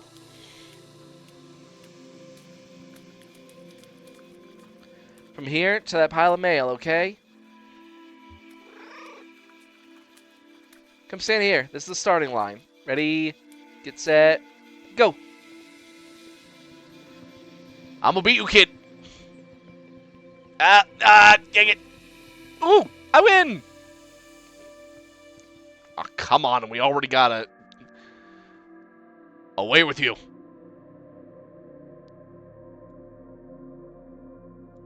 There we go. I win.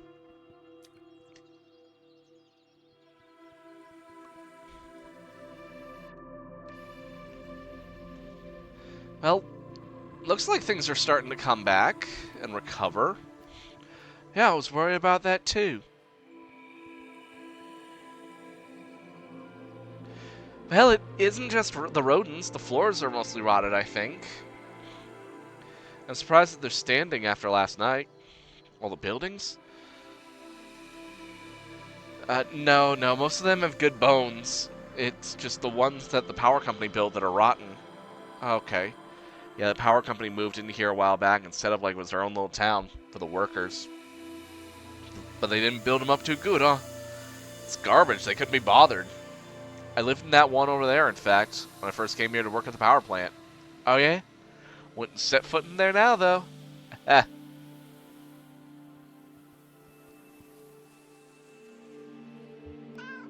cat noise.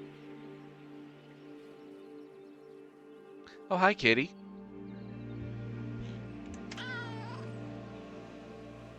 Yes, it's a beautiful day. Guess the weather was pretty bad last night, though.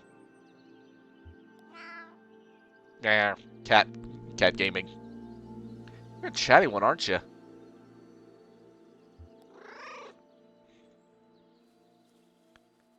Sure, whatever you say.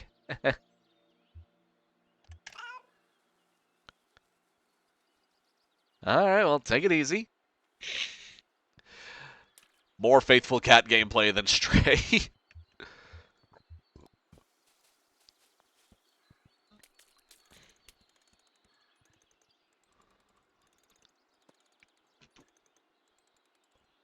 Clyde lay on his back on the runway, hands folded behind his head, halfway between dreams and the afternoon sun. He entertained the momentary delusion that he'd survived a plane crash and was vaguely unhappy when the dream faded. The runway smelled like oil, years of leaky light aircraft taking off and landing.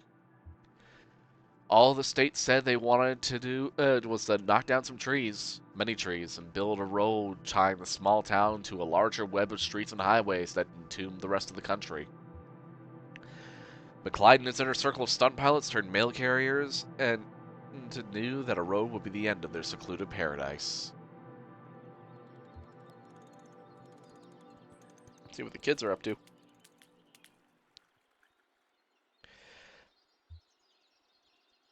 They must have had some pretty nice pigs if they let you ride them like that. They were perfect gentlemen. Then what happened? Then I found the library of television. There were TVs everywhere, and as soon as you walked in the door, every channel was playing at once. And one eyeball pointed at a cooking show and the other at a crime show. If I had stayed longer, I would have split into 1,000 different people. Sounds scary, but kind of cool. Exactly. I'll take you there sometime if you want. Did I tell you I discovered a place where all the garbage goes? I always wondered. Did they just let it pile up somewhere forever? Oh no, it's much more exciting than that. What they do is they take some water out of the ocean and replace it with carp. There's a big fire at the center of the earth. It's been burning basically forever. The fire grows bigger and bigger as we pile more garbage. Someday, it will burn out of control and all will be lost. With an old dog and some musicians. But then we both had quite the adventure. We should stick together. I agree completely. Weird conversation between weird kids.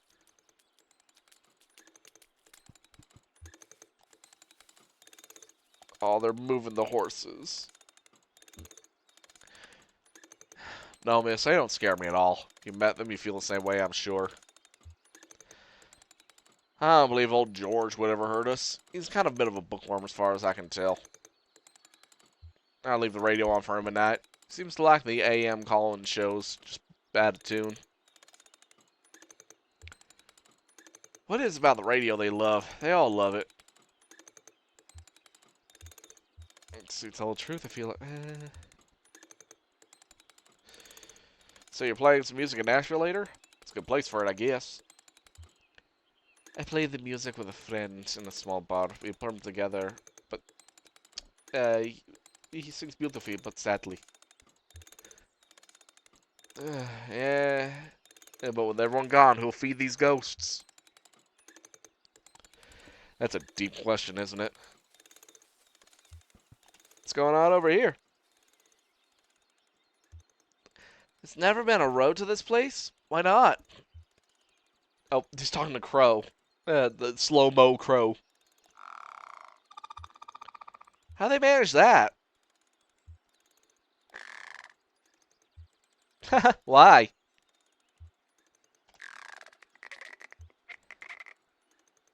I guess we could, but it sounds like a lot of work. Okay then, guess we better get started. Let's keep moving along. Follow the cat.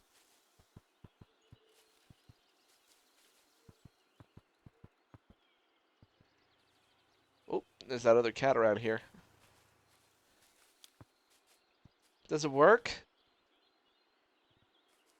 I don't know. If you want to hear it. No, it doesn't work. I could probably fix it. Oh, you could definitely fix it, man. But then you'd have a new robot friend. Then I'd have a new robot friend. I'm gonna go to the other cat. I must know. Meow. Slithering sound from somewhere in the grass. Silence. Nothing. Move along. Oh, looks like they moved the plane. Oh. Looks like, something over here. Let's see. Also, setup you got. Yeah, it's alright. Many afternoons come and gone right here, listening to the radio, taking a break for some maintenance work. How's she looking anyway? I'll have her up and running again this afternoon, no problem. Need to tune some of the pulleys. It's a delicate ballet of engineering, miss. You might be surprised. Well, it's just lucky I have all the parts here. Difficult to mail order with no roads.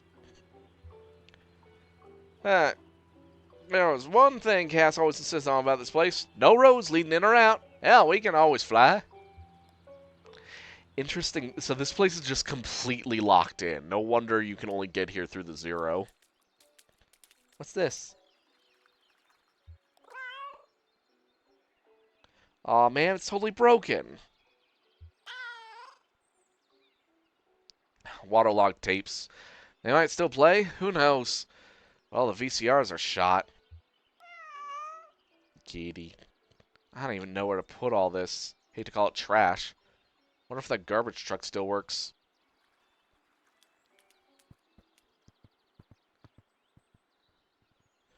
Some of these are really old. Maybe we should open them. Meow. Ah, he says not to open other people's mail, kid. I know what he said, but if they're not even going to hear to open it themselves, I won't tell a soul. I want to see what's going on with the shadow people over here.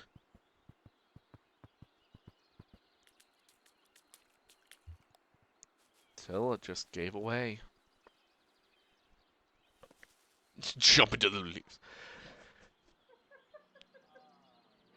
A number of men stood in the sun about a dozen yards from the ditch, and he could hear them laughing.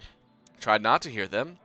Instead, he listened to the shovel punching through dirt as he shaped the trench. It was wet dirt, mud really. He made a hungry sound as he shaped the trench walls. Glare from the noon sun made his sinuses tingle. The trench was a foot wide now.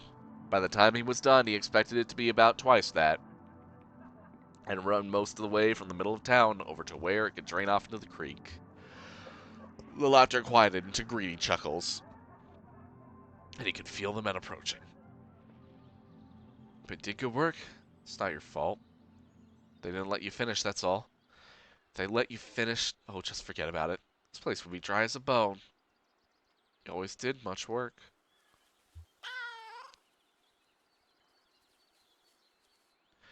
It's a memorial.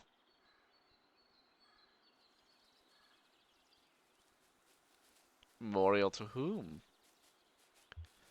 What are these shadow people doing?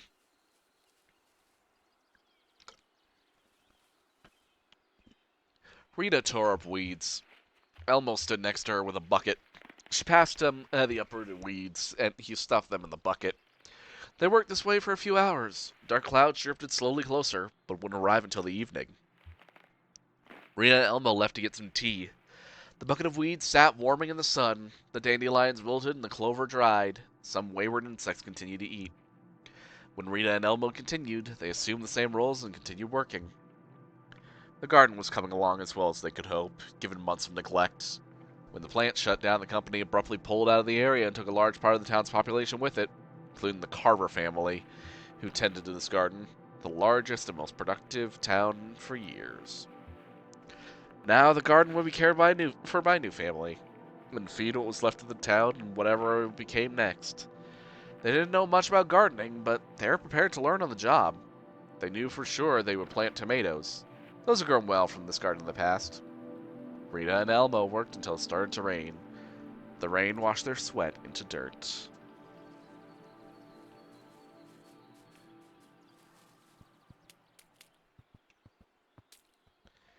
How about Greg Rabbit?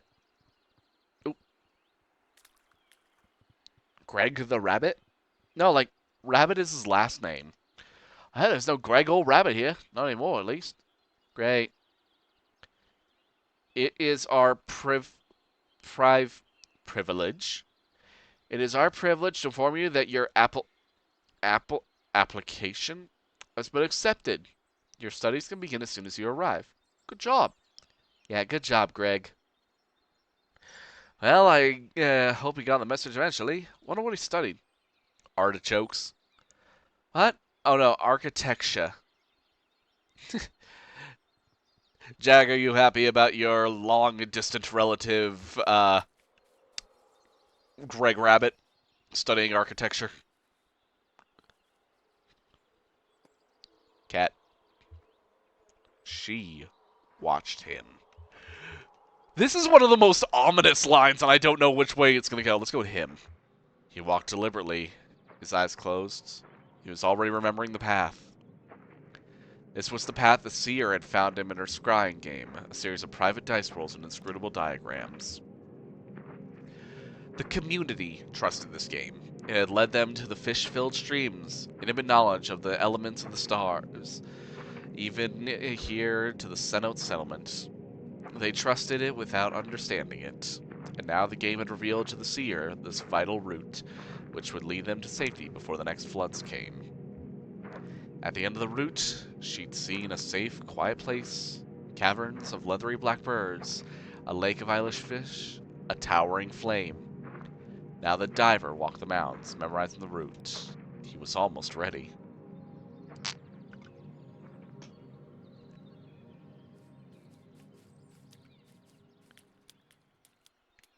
Yep, the kids are over there. Chop PCs today, Captain. Aye, Captain, let's reinforce the sails.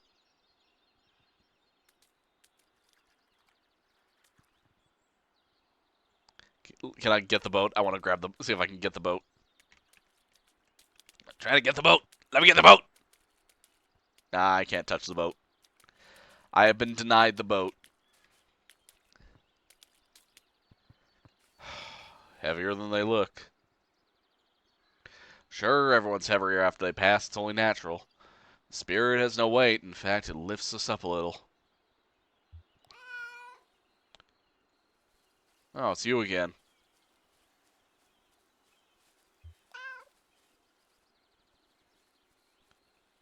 Well, feel free to pitch in. I'm sure this would go a lot quicker with two of us working on it. Busy, huh? Well, I left a sunbeam unslept in. Suit yourself. I'll be here. Oh, it's like talking with my own little menace, trying to get her to contribute around the house. Oh, I see painting. Go on, let's see.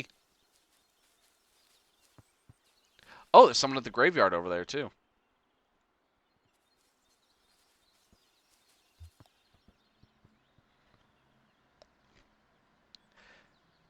This headstone has no name on it. Maybe it was his choice? It's good they honored his wishes. I'm sure this is what Uncle Andreas wants. Well, then we should give it to him. What do we have here? Another shadow man in a tree? The seer reclined high in a fence, carving fine details into a small wooden pipe. She loved this spot. The height, the distance. She was always at the distance, watching everyone work. From this height, she could see the earth movers shaping the mounds under the draftsman's supervision. She could see him inspecting his plan, the drawing he'd made from her game, the map.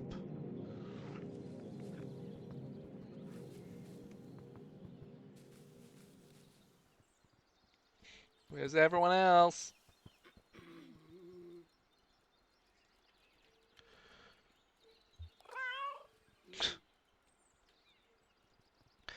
Oh, well, hello. Wanda, time to wake up.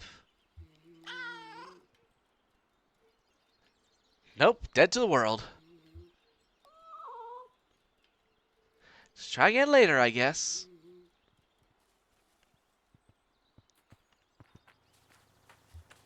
Oop, cat.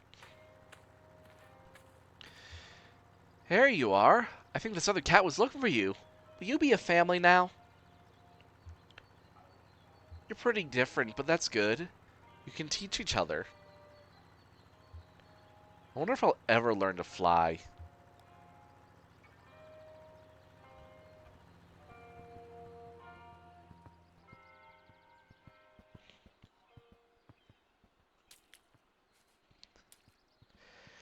There's a real somber beauty to this part, isn't it? Oh, I see a cat over there. What you doing? I want to know. Oh, hello, Steve. We are currently a cat. Something in the bushes stirs. No response. Currently in the flooded town with no name. Or, I believe the town is called, Un Pueblo de Nada, but I may be getting it wrong. Nope. I see folks over there by the old library. Look at this place. The library. What a mess.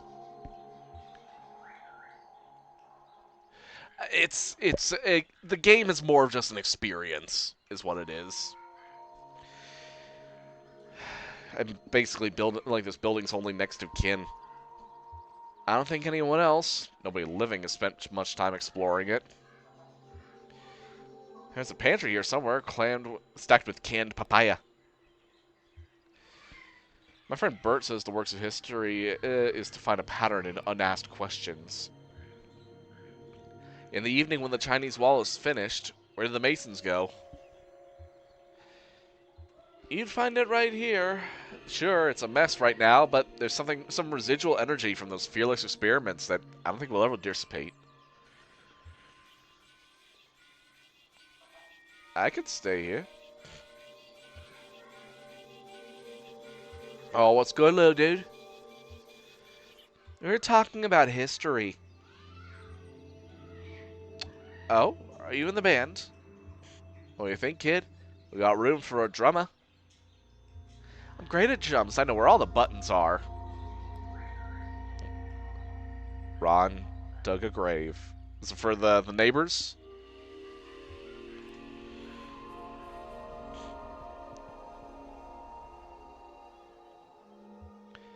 And ever since, I've just been treating it like a little cafe for the town. Oh yeah? You like to cook? Sure. I make you waffles that blow your mind. If the power was back on. If you want, you promise to keep it a secret, I'll pass on my waffle recipe before I head out. What's so secretive? The mystery adds to the flavor. Oh, I know I'm not sticking around. You think you'll do anything with this place? I'll think of something. Well, the acoustics lock. I see another shadow person. Is that a crane over there? On top of the library?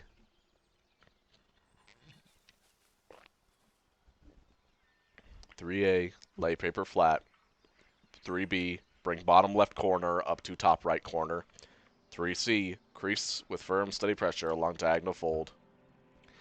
Nikki applied only gentle pressure. Looser flowers felt more alive. She rolled her wrists. It was her 6th hour of her assigned company store shift, and she made dozens of flowers. Ron bought a bouquet and cleaned out her stock that afternoon. 11. Repeat steps 4A through 7 for each petal, taking care not to rip the filaments from step 9. The company store used to have a dedicated staff until the civic responsibility plan a few years back. Now everyone took 1 or 2 shifts a week on a mandatory volunteer basis. A commotion outside caught Nikki's attention. Men yelling below landing. She put down her work and stepped outside just to see the crowd disperse. Alright, let's see what these two were talking about. Hey, this book's in pretty good shape. Oop. The City of Ladies. Interesting. Cat noise. No, I've never read it either. Good question. Let's take a look. Here we go. Minerva, Circe, Sappho, and some ladies from the Bible.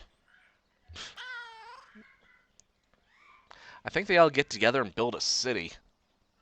Sounds nice. I'll get us a bus ticket, eh? That sounds like a city. Like certainly a city.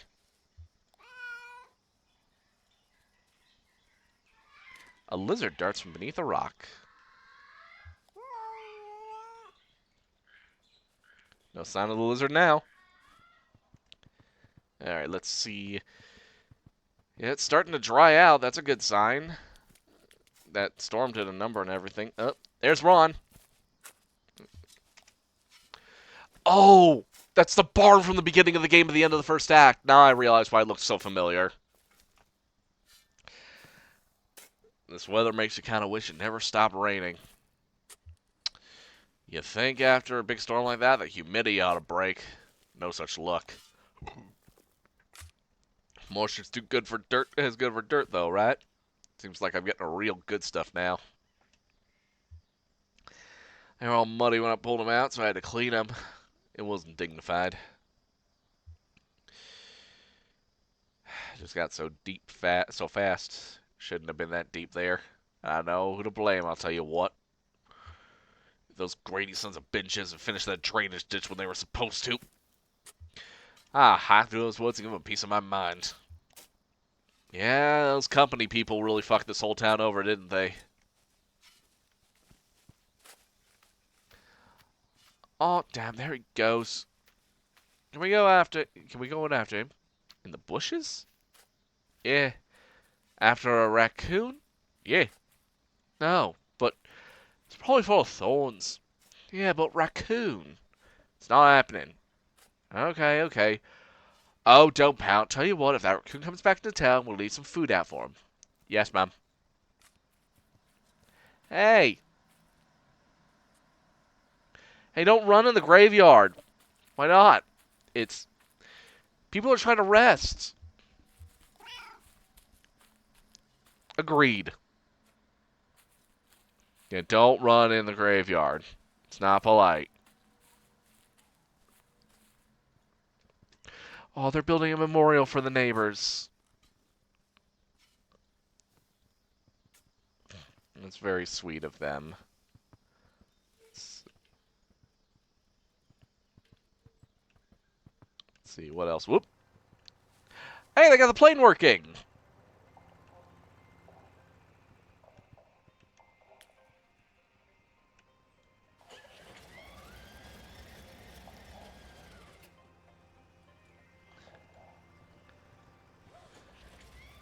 Well, they're almost getting it working. Hope they get it working. That's apparently the only way in and out of the town. There we go.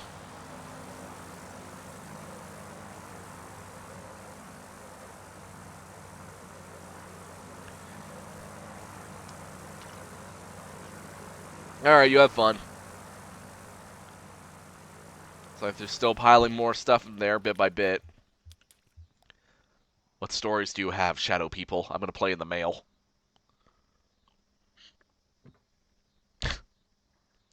Clyde and Cass sat cross-legged in the shade of a light aircraft. Cass shuffling cards and Clyde absently slipping through a stack of unopened letters. Cass played cards. She told fortunes with the same deck. Sometimes she'd switch it up mid-game or mid-divination, until you never knew whether you were winning or losing, or if good luck in the game might mean bad luck in some other part of your life. She predicted the decline of the circus, of course, and of course nobody believed her. There were the three Dervish brothers, two mere women. The oldest had flown a reconnaissance plane at the tail end of the war. They returned home to teach his younger sisters the art of trick flying. None of them were gifted pilots, but they were fearless. Demand for aerial stunts having faded almost completely, and many of their company having died or aged out of the profession, Clyde and Cass found their remaining pilots steady flow of contract work delivering mail to remote rural areas. But this place was abandoned. Cass's cards predicted they'd be here for a while.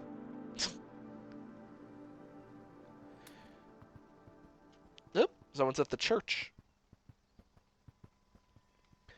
I even lived there for a bit. No way. Yeah, too drafty. I moved out one winter and never looked back. Gets cold? Sure, when the sun is down. Nice old church, though. Really nice. Could make a nice workshop. Well, there you go.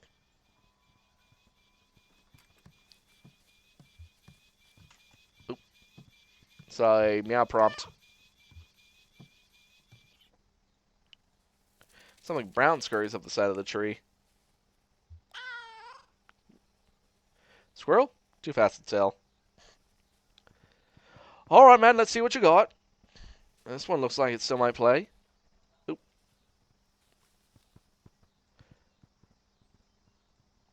Oh, Bill Monroe, great. Yeah, we have a few of his. Man, this is a barnstorm of popular. It used to be. When the jukebox started wearing down, the longer it would run, the slower it would play.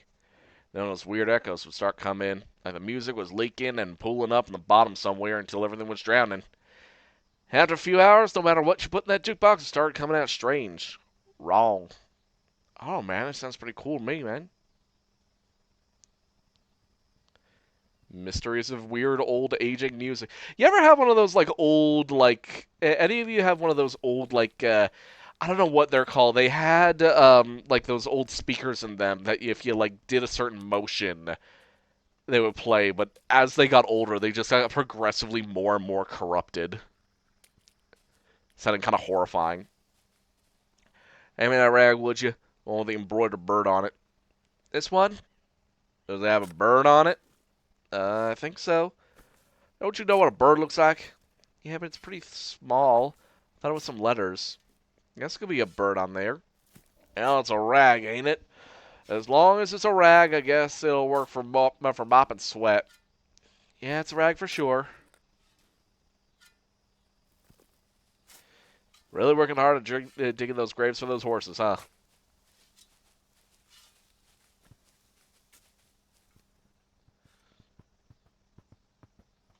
See anybody else?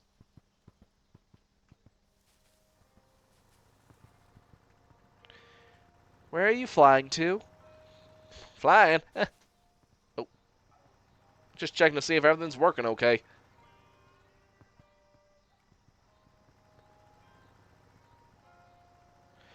You could fly her somewhere if you wanted to, though, right?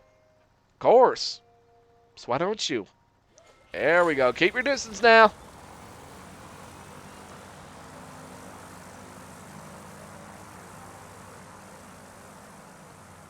See what, I really like this knife. It has an aura, you know what I mean? An aura. Yeah, like it wasn't used to cut apples. It's meant for great things. Yes, ma'am.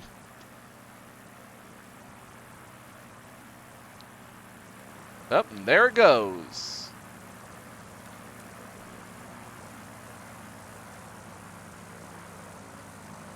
Almost made it to the airstrip.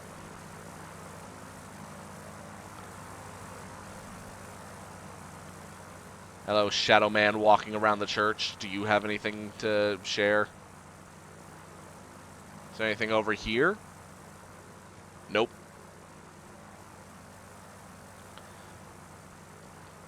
Let's keep moving. I miss Conway.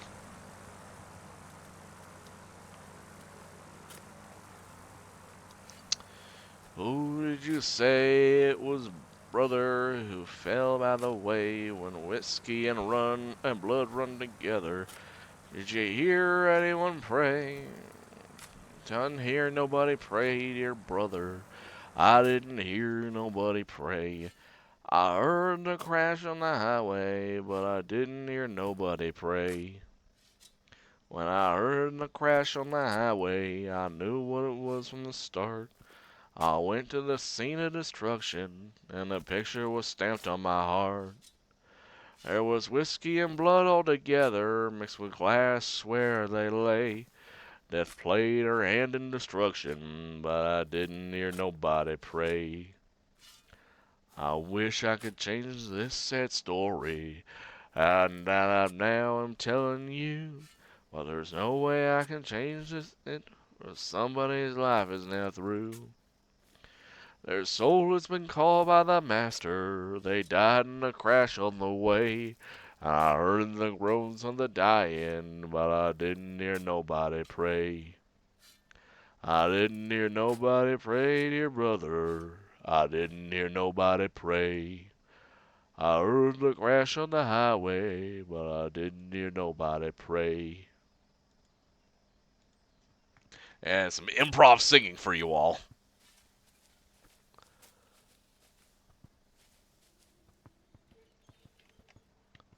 Huh? Hear something? No. Oh, hey there. What you doing? Wanda. Part 4, Subsection G, Notes on Inhabitants. Most have relocated already prior to transitional event. Bureau of Reclaimed Spaces, right? I can spot you easy now. I'm making a survey of the site for potential reclamation. Initial results are well, alright, well, just don't set up shop yet, huh? God, I almost forgot about that fucking bureau.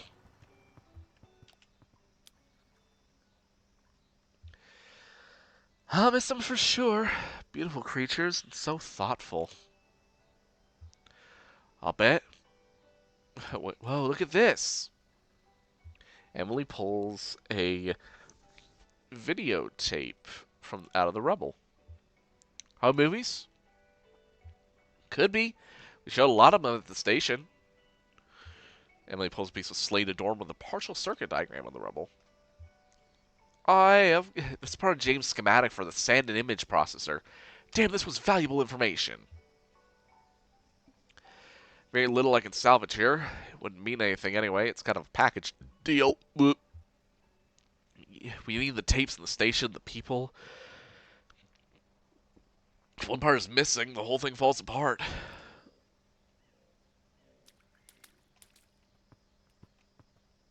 Wow.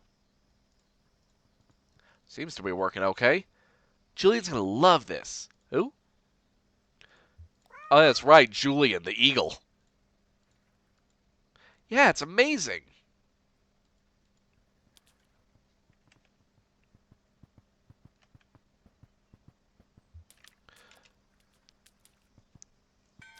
Yep. Some bell ringing. A lot of colorful birds up there. I see Mo, but it's that crane.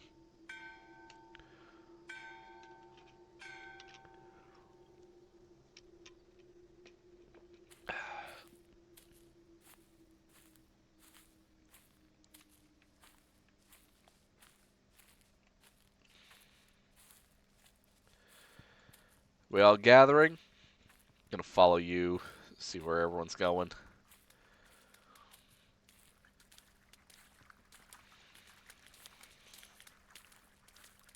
Oh, they're probably gonna go and gather to the funeral for the horses.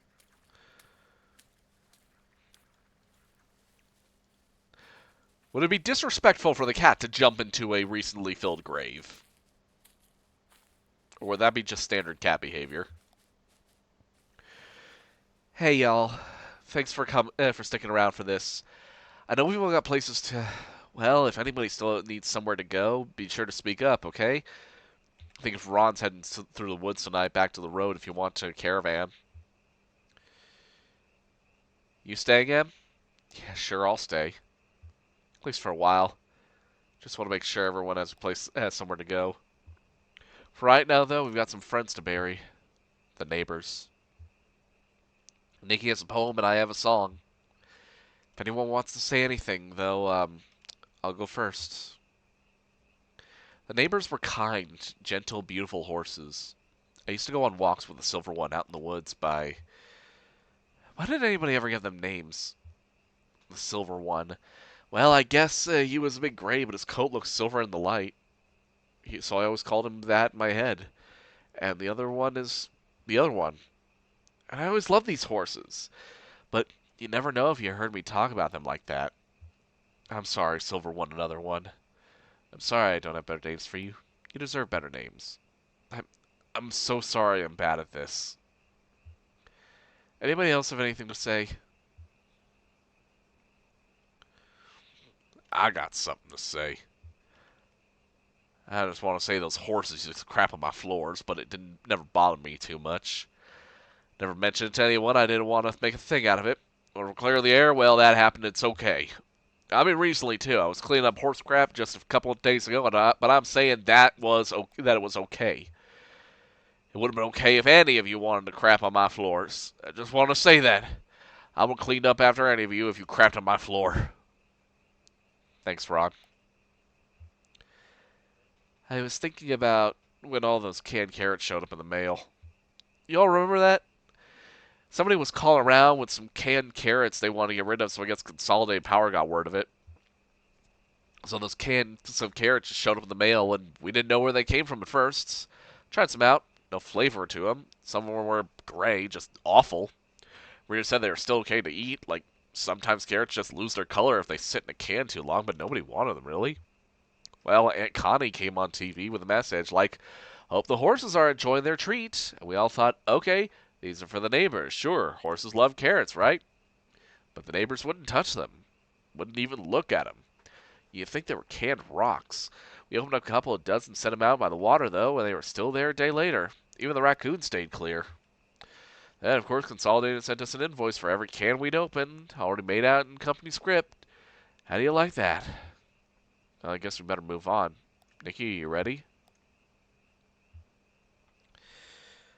Well, thanks for sticking around, like Emily said. It's so good to have you all here with us for this. I think the neighbors would have liked this. All of us gathered here. They like to be around people. Maya, you and our other visitors might not know this about the out-of-towner. He came here to work for the company to dig a ditch, and the company worked him good and hard for less than he was worth, but it wasn't enough. They had to use him up completely. After that, we became ungovernable. First of shame, then grief, then anger. This poem is for the neighbors, but it's also for this town. Yeah, we're gonna bury this town today. When we bury these horses, it's the same thing. We're gonna bury these horses, and what do you think will happen next? Well, I'll walk out into the woods and leave this place empty. No, I guess some of us might stay and build again. That's all right. It couldn't be me. Try to think, but to try is your birthright. If you do stay, you'll be building on top of a grave. But that's true anywhere. This whole world is built on top of graves. Look for me under your boot soles, as the fella says. I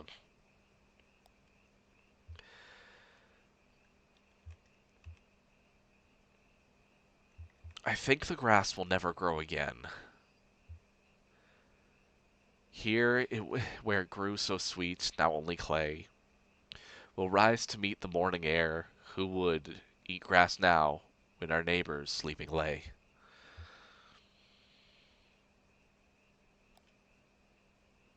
Our neighbors were the best of us, of course. It's always so. Our better selves, clear of ourselves, where we can see their glory glow. They glow now underground, our friends with love. Our neighbors left us here, though not alone.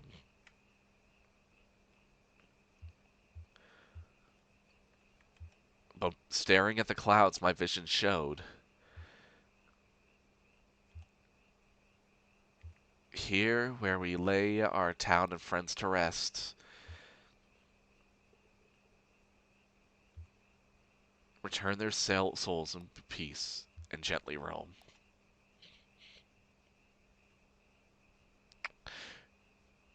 And we buried the horses.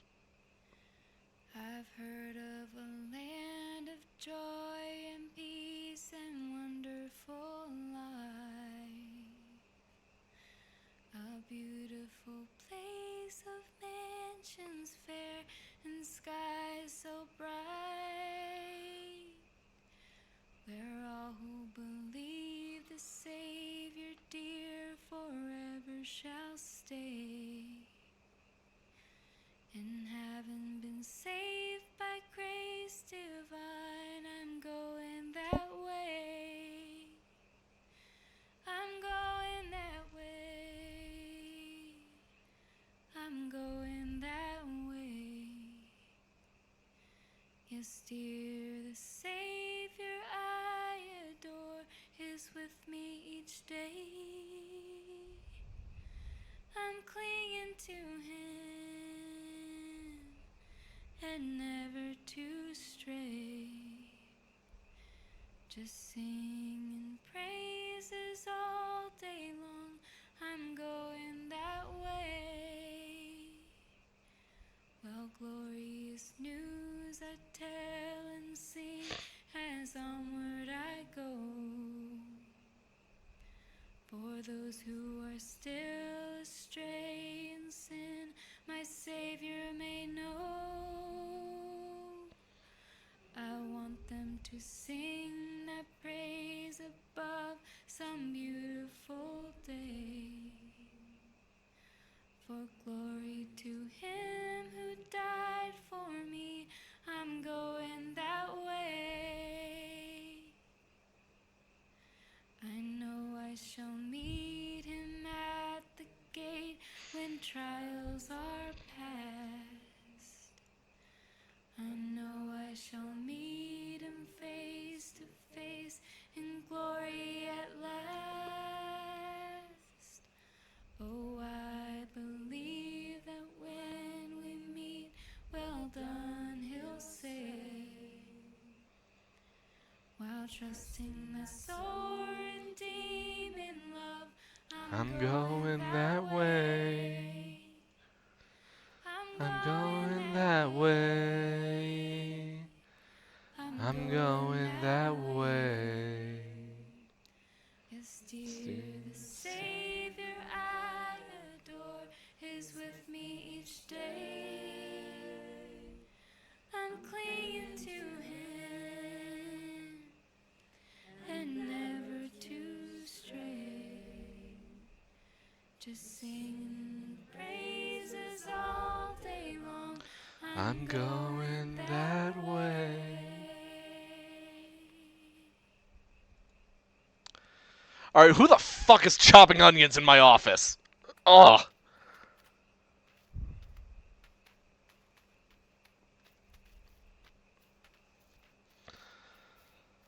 Oh, by the board and every single.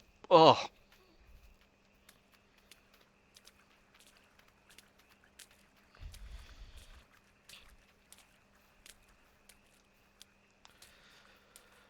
I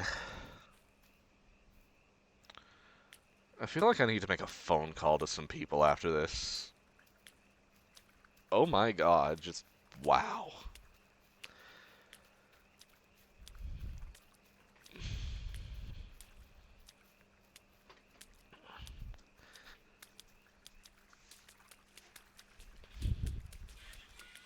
I need to.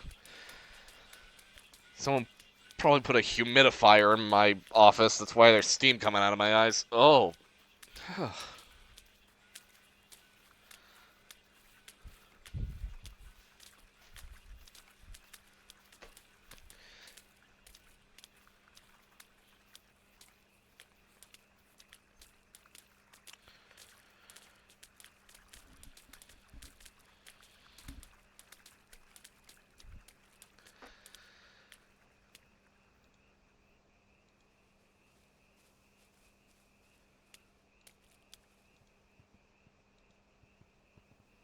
I, oh God, I wish I could put how I'm feeling into words after that. That was beautiful.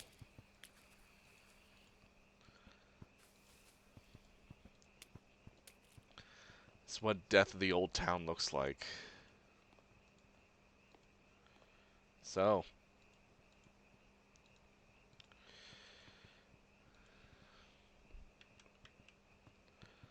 what next then?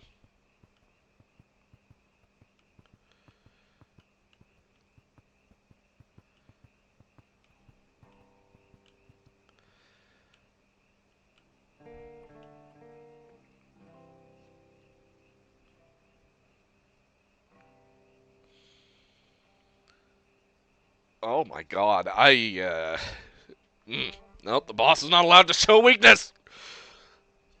Oh,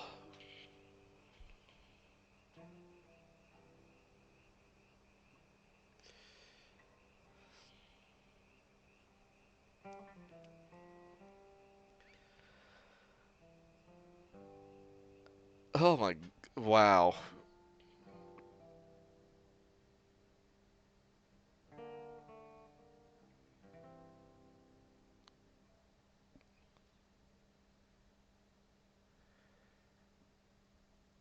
And well, I believe, yeah, we've reached the end of the road. That was Kentucky Route Zero, everyone. Look for me under your boot soles. Oh! Oh, look at this! We have one more! There's one more part! The last portion. Death of the Hired Man. We are there. Let's go. Okay, after this one, I need to really, like, oh, man. I've got, my literary and, like, kind of media analysis brain is looking at that. And, oh, hello, always. Good to see you, my shepherd friend. You just missed something very depressing. Oh, I think I need to make a phone call to some people afterwards, but let's see. The death of the hired man. See, maybe this is what happened to Conway. Drinking Bird! Oh, did you get caught in that storm that happened here, too? Oh, let's see. Mexico?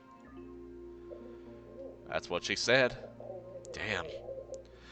Oh, she's been there before. Sounds so far away. She lived there for years. Why'd she come back? Ask her. Sometimes it's hard to get a straight answer. So I recall. Well, that old girl's trouble anyhow. I'll tell her you said so. Yeah, she'd wear it with pride. She would, wouldn't she? How's business? Shitty. Sure, you'll laugh. Sorry, Harry. You'd laugh, but where you'd go to sit and talk all day when they shut this place down. No, I appreciate the stakes. Be a different story if someone bought a drink with cash every now and then. Sure, Harry, we've all got our troubles. Which reminds me. Yeah, I'll pour 'em. No, it's not that. I was leaving the bureau, I ran into someone else. Uh-huh. Your erstwhile janitor. I bet. What do you have to say? In fact, he suggested he might come by to clean your facilities. What? I never told him to. Now, Harry. Be kind. I told him. Bar door opens and closes. Here he is. Now, be kind. I'm always kind. How's the look out there, Brandon? It's pretty okay. Sure. Sun is out. Imagine that. I mean, it's clear skies. Clear skies today.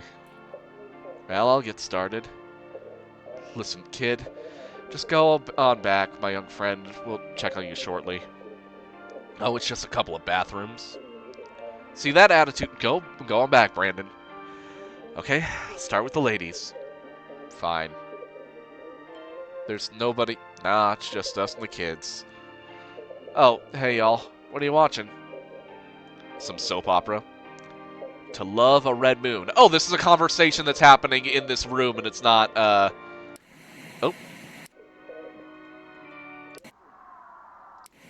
Let's see if I can change the dial.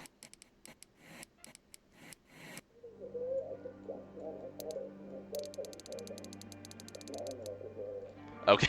Interactivity's caught me by surprise. Had this morose, deep conversation, and I got thrown off by interactivity. Oh yeah, my mom used to watch this one. The woman in the scene, Magna, she's a Martian banker. Her lover is the moon Deimos, but she's unfaithful. That's very compelling. Well, see, Harry, a little bit of kindness and you got your janitor back. When was I ever anything but kind to him? I let him sleep in the office whenever he misses his bus. He's not dependable. Off he goes, always when I need him most. He thinks he ought to earn a little pay.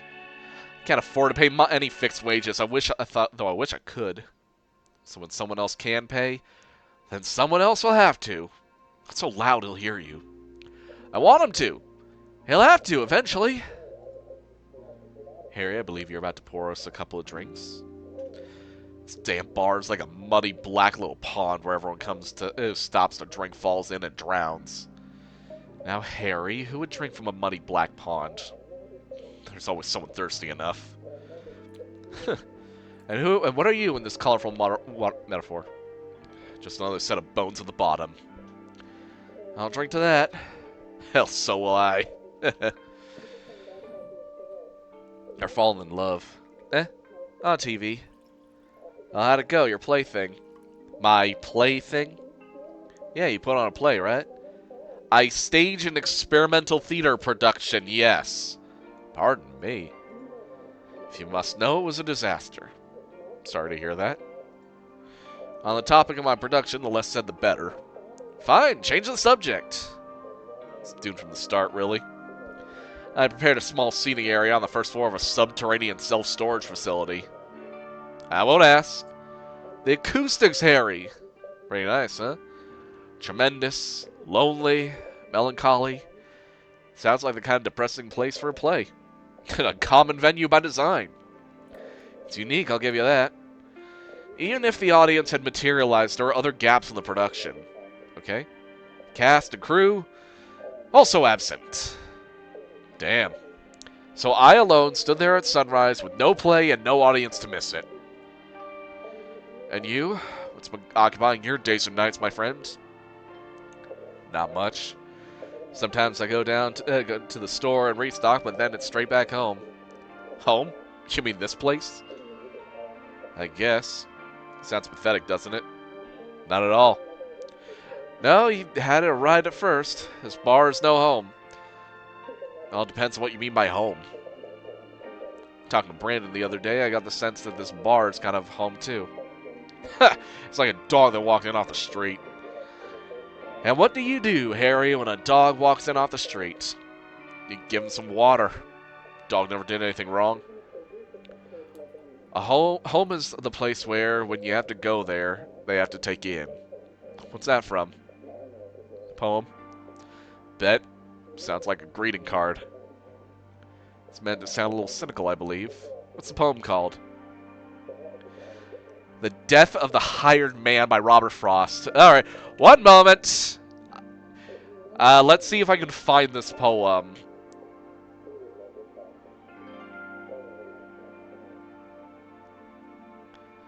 Alright, I am going to read this after this scene, because I really want to know if this has any kind of music. It's a long poem, but it's a poem, so I'll read it afterwards. Gotta love Mug. You come to streaming and you're getting poetry. Oh, of course. The only poem only the poem which served as the basis for my doomed experimental stage production. I'm sure it's a great poem. The next line is, I should have called it something you somehow happen to deserve. Huh. Mean anything to you? Well, is he a Christian man? Frost? Yes, I think he was, with a healthy measure of doubt. It sounds to me like the grace of God. You get it when you're baptized. It's automatic. You don't have to do anything to earn it. Just try to be worthy of it. What do you think? Harry, you know I only attend church for the acoustics. Then what's the line mean to you? Oh, I take it very literally. It's a moral claim. There is, for each of us, a place called home. The relationship is inalienable. It's our birthright. No one may keep us from this place. Says who, though? I mean, who enforces it? If God won't, then it's up to us. And I guess you can think the same goes for the kid back there. Am I so transparent? So why is that up to us, though? Does his grandma work in a bank or something? Does she? Pretty sure I heard that. But Harry, don't you think that if he could get help from family... Sure, maybe they had a fight. He looked exhausted. Yeah, he did. Why don't you go check on him? It's kind of quiet back there, huh? Not to scold him, Harry, just see how he's doing. Yeah, alright. I'll catch up the melodrama of the day. Well, you've been glued to this program all day. What do you make of it? Everybody's secretly in love with everybody else. It's so boring. Too consistent, I see. Sorry your play was a bust. Ah, live theater is always a risk. That's what makes it interesting. I agree. Sure, you're a performer, you understand. I was in a movie recently. I haven't heard. Yeah, Western, kind of. A glitch Western. You have my complete attention. I was just thinking about your poem. Oh? Yeah, but I was thinking about it as a riddle.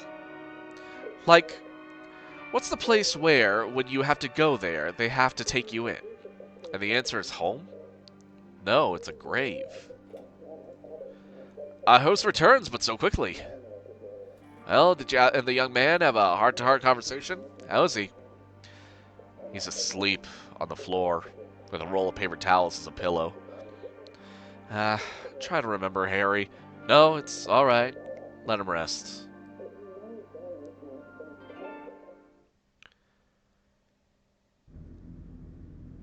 Phew. Okay.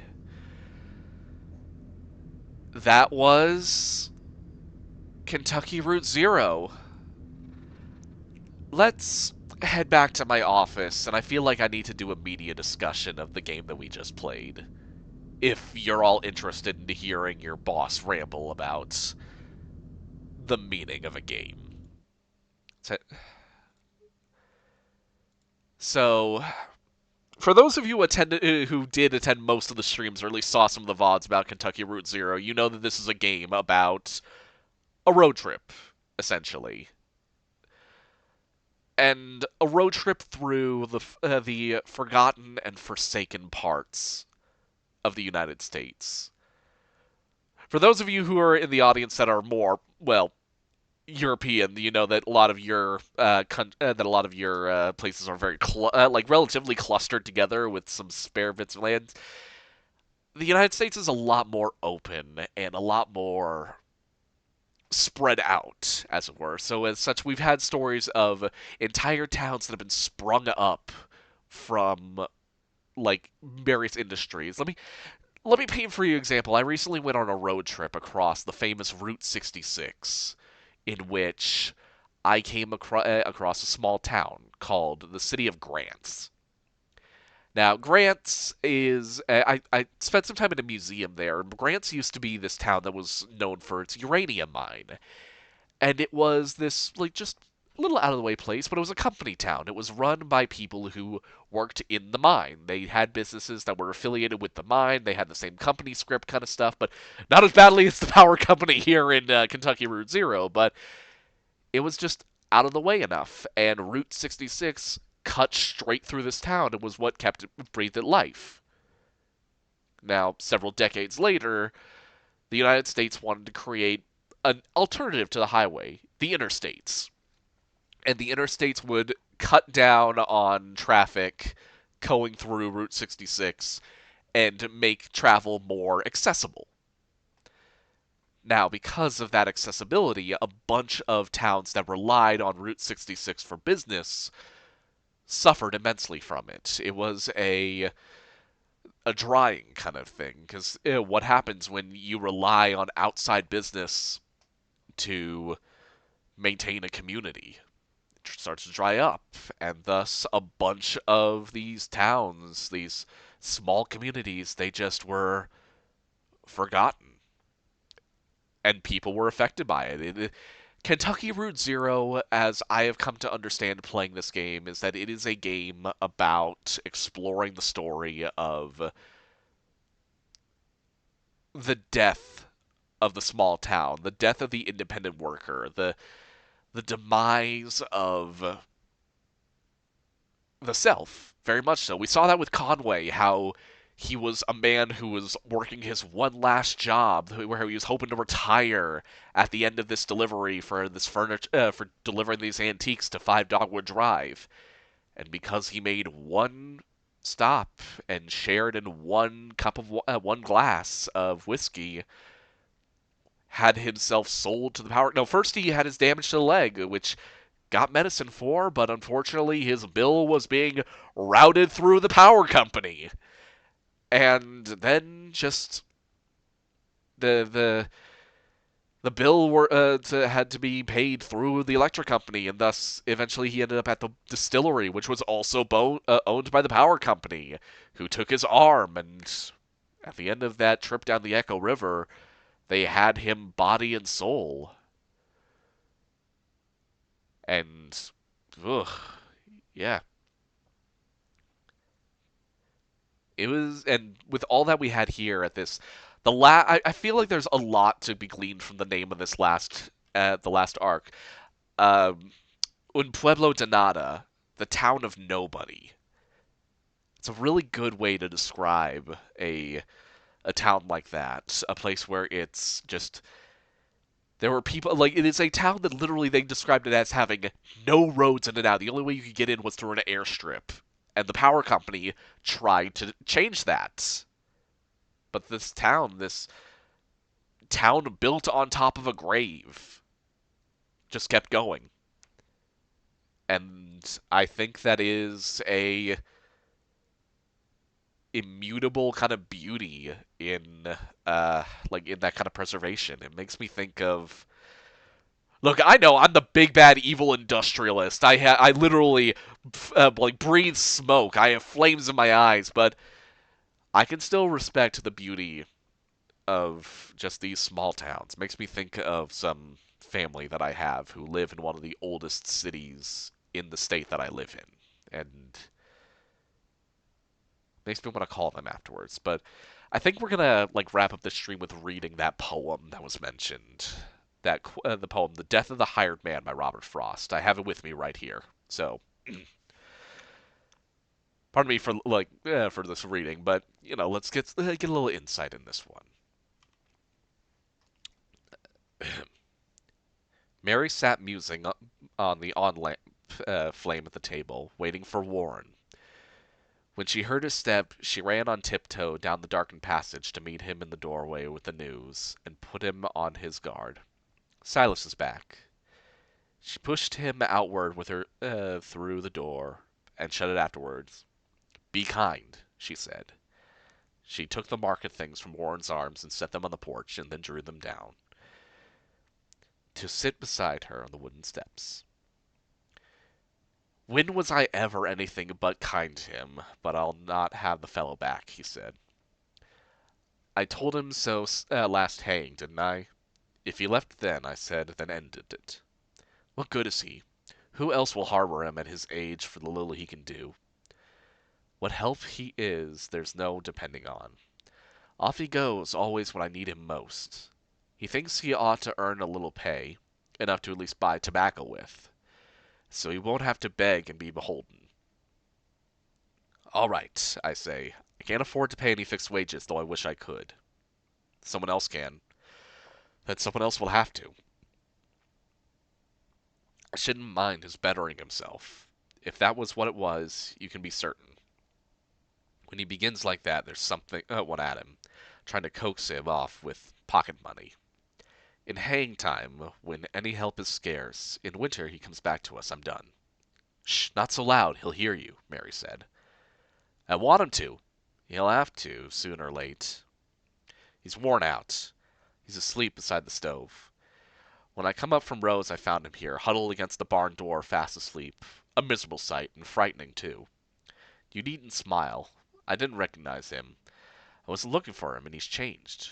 Wait till you see. Where did you say he'd been? He didn't say. I dragged him to the house and gave him tea and tried to make him smoke. Tried to make him talk about his travels. Nothing would do. He just kept nodding off. What did he say? Did he say anything? But a little. Anything? Mary, confess. He said he'd come to ditch the meadow for me. Warren! But did he? I just want to know. Of course he did. What would you have him say? Surely you wouldn't grudge that poor old man some humble way to save his self-respect? He added, if you really cared to know, he meant to clear the upper pasture too. That sound like something you've heard before? Warren, I wish you could have heard the way he jumbled everything. I stopped to look 2 or 3 times. He made me feel so queer, to see if he was talking to sleep. He ran on Harold Wilson, you remember? The boy you had in haying 40 years since. He's finished school and teaching at college. Silas declares you'll have to get him back. He says they two will make a team for work. Both of them, they will lay this farm smooth, the way he mixed that in with other things. He thinks young Wilson a likely lad, though daft. On education, you know how they fought. All through July under the blazing sun, Silas up on the cart to build the load, Harold along beside to to pitch it on. Yes, I took care to keep well out of earshot. Well, those days trouble Silas like a dream. You wouldn't think they would, how some things linger. Harold's young college boy's assurance piqued him. After so many years, he still keeps finding good arguments he sees he might have used. I sympathize. I know just how it feels to think the right thing to say too late. Harold's associated in the mind with Latin. He's asked me what he thought of Harold's saying. He studied Latin like the violin because he liked it. That an argument. He said he couldn't make the boy believe. He couldn't find water with a hazel prong, which showed him how much good school had ever done him. He wanted to go over that, but most of all he thinks if he could have another chance to teach him how to build a load of hay. I know that Silas is one accomplishment. He bundles every forkful in its place, and tags and numbers for its future reference, so he can find and easily dislodge it in the unloading. Silas does that well. He takes it out in bunches like big birds' nests. You never see him standing on the hay. He's trying to lift, straining to lift himself. He thinks if he could teach him that, he'd be some good, perhaps to someone in the world. He hates to see a boy the fool of books. Poor Silas. So concerned for other folk, and nothing to look backward to with pride, and nothing to look forward to with hope. So now, and never any different. Part of the moon was falling down the west, dragging the whole sky with it to the hills. Its light poured softly in her lap. She saw it and spread her apron to it. She put out her hand, almost harp-like morning glory strings, taut with dew from garden bed to eaves, as if she played on her some tenderness that wrought on him beside her in the night. Warren, she said, he has come home to die. Well, you needn't be afraid he'll leave you this time. Home, he mocked gently. Yes, but what else but home? It all depends what you mean by home. Of course he's nothing to us, any more than the hound that came a stranger to us, out of the woods worn upon the trail. Home is where, when you have to go there, they have to take you in. I should have called it something you somehow hadn't deserved. Warren leaped out and took a step or two, picked up a little stick and brought it back and broke it in his hand and tossed it by. Silas has better claim on us, you think, than on his brother. 13 miles as the road winds would bring him to his door. Silas has walked that far, no doubt, today. Why didn't he go there? His brother's rich, a somebody, a director in a bank. You never told us that. We know it, though. I think his brother ought to help, of course. I'll see to that if there ever is need. He ought to have right to take him in, and might willing too. He may be better than appearances, but that's some pity on Silas. Do you think if he'd had any pride in claiming his kin, or anything he looked for from his brother, he'd keep so still about him all this time? Wonder what's between them. I can tell you, Silas is what he is. You wouldn't mind him, but just the kind of kinsfolk that can't abide. He never did a thing so very bad. You didn't know why he isn't quite as good as anyone, worthless though he is. He wouldn't be made ashamed to please his brother. Can't think Si ever hurt anyone. No, but he hurt my heart in the way he lay and rolled his head on that sharp-edged chairback. He wouldn't let me put him on the lounge. You must go in and see what you can do. I made a bed up for him here tonight. You'll be surprised at him, how much he's broken. His working days are done. I'm sure of it. I'd not be in such a hurry to say that. I haven't been. Go, look, see for yourself. But Warren, please remember how it is. He's come to help you ditch the meadow. He has a plan. You mustn't laugh at him. He may not speak of it, and then he may. I'll sit and see if that small sailing cloud will hit or miss the moon. It hit the moon. Then there were three there, making a dim row. The moon, the little silver cloud, and she. Warren returned, too soon, it seemed to her. Slipped her aside, caught up with her hand, and waited. Warren? She questioned. Dead, was all he answered.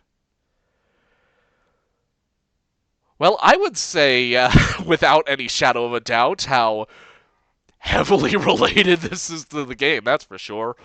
Wow. Yeah, that actually just put a lot of the Kentucky Route Zero into context, didn't it? Yep. Death of the working man, death of the small town, just preservation. And all in all. That got kind of morose, didn't it? That definitely was a bit of a morose ending to everything, huh? Well, I will say thank you all for joining me on this journey down a more... It's an unusual game, but sometimes you just need to appreciate the weird and the unknown. The experience the strangeness of limits and demonstrations. Watch the entertainment. Explore things here and there along the Echo, and find ourselves once more in Un Pueblo de Nada until we finally reach the death of the hired man. No, this probably wasn't an easy game for a lot of people to experience, but I'm glad that you all could join me with it and get a little bit of media analysis thoughts out. Huh? If anyone does have any thoughts about this game and that poem as well, I would love to hear it, either in chat or in the Discord server, which I think it's time we should get to the credit roll, shall we? We've been a little bit more morose and melancholic for this session. So, as always, there is the links, the credits to the artwork responsible for the artist making the model, the background assets, and the emotes in chat. If you wish to engage with the community more, there is a link to the Masquerade Industries Discord server, as well as a link to my YouTube channel where I am uploading the VODs piecemeal for every game that I've been playing. If you wish to engage as well, there's also the Villain of the Week competition, in which I have you all submit a villain for me to discuss at the start of every week on Sundays to give my thoughts from any form of media, whether they be television, books,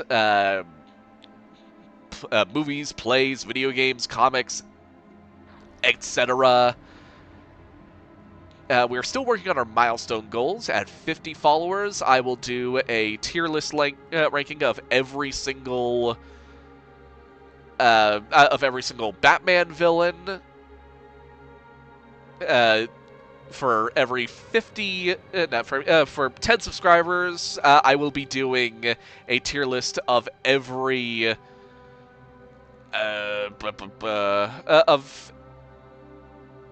what am I doing? Yeah, of every Spider-Man villain. That's where I was forgetting my words for.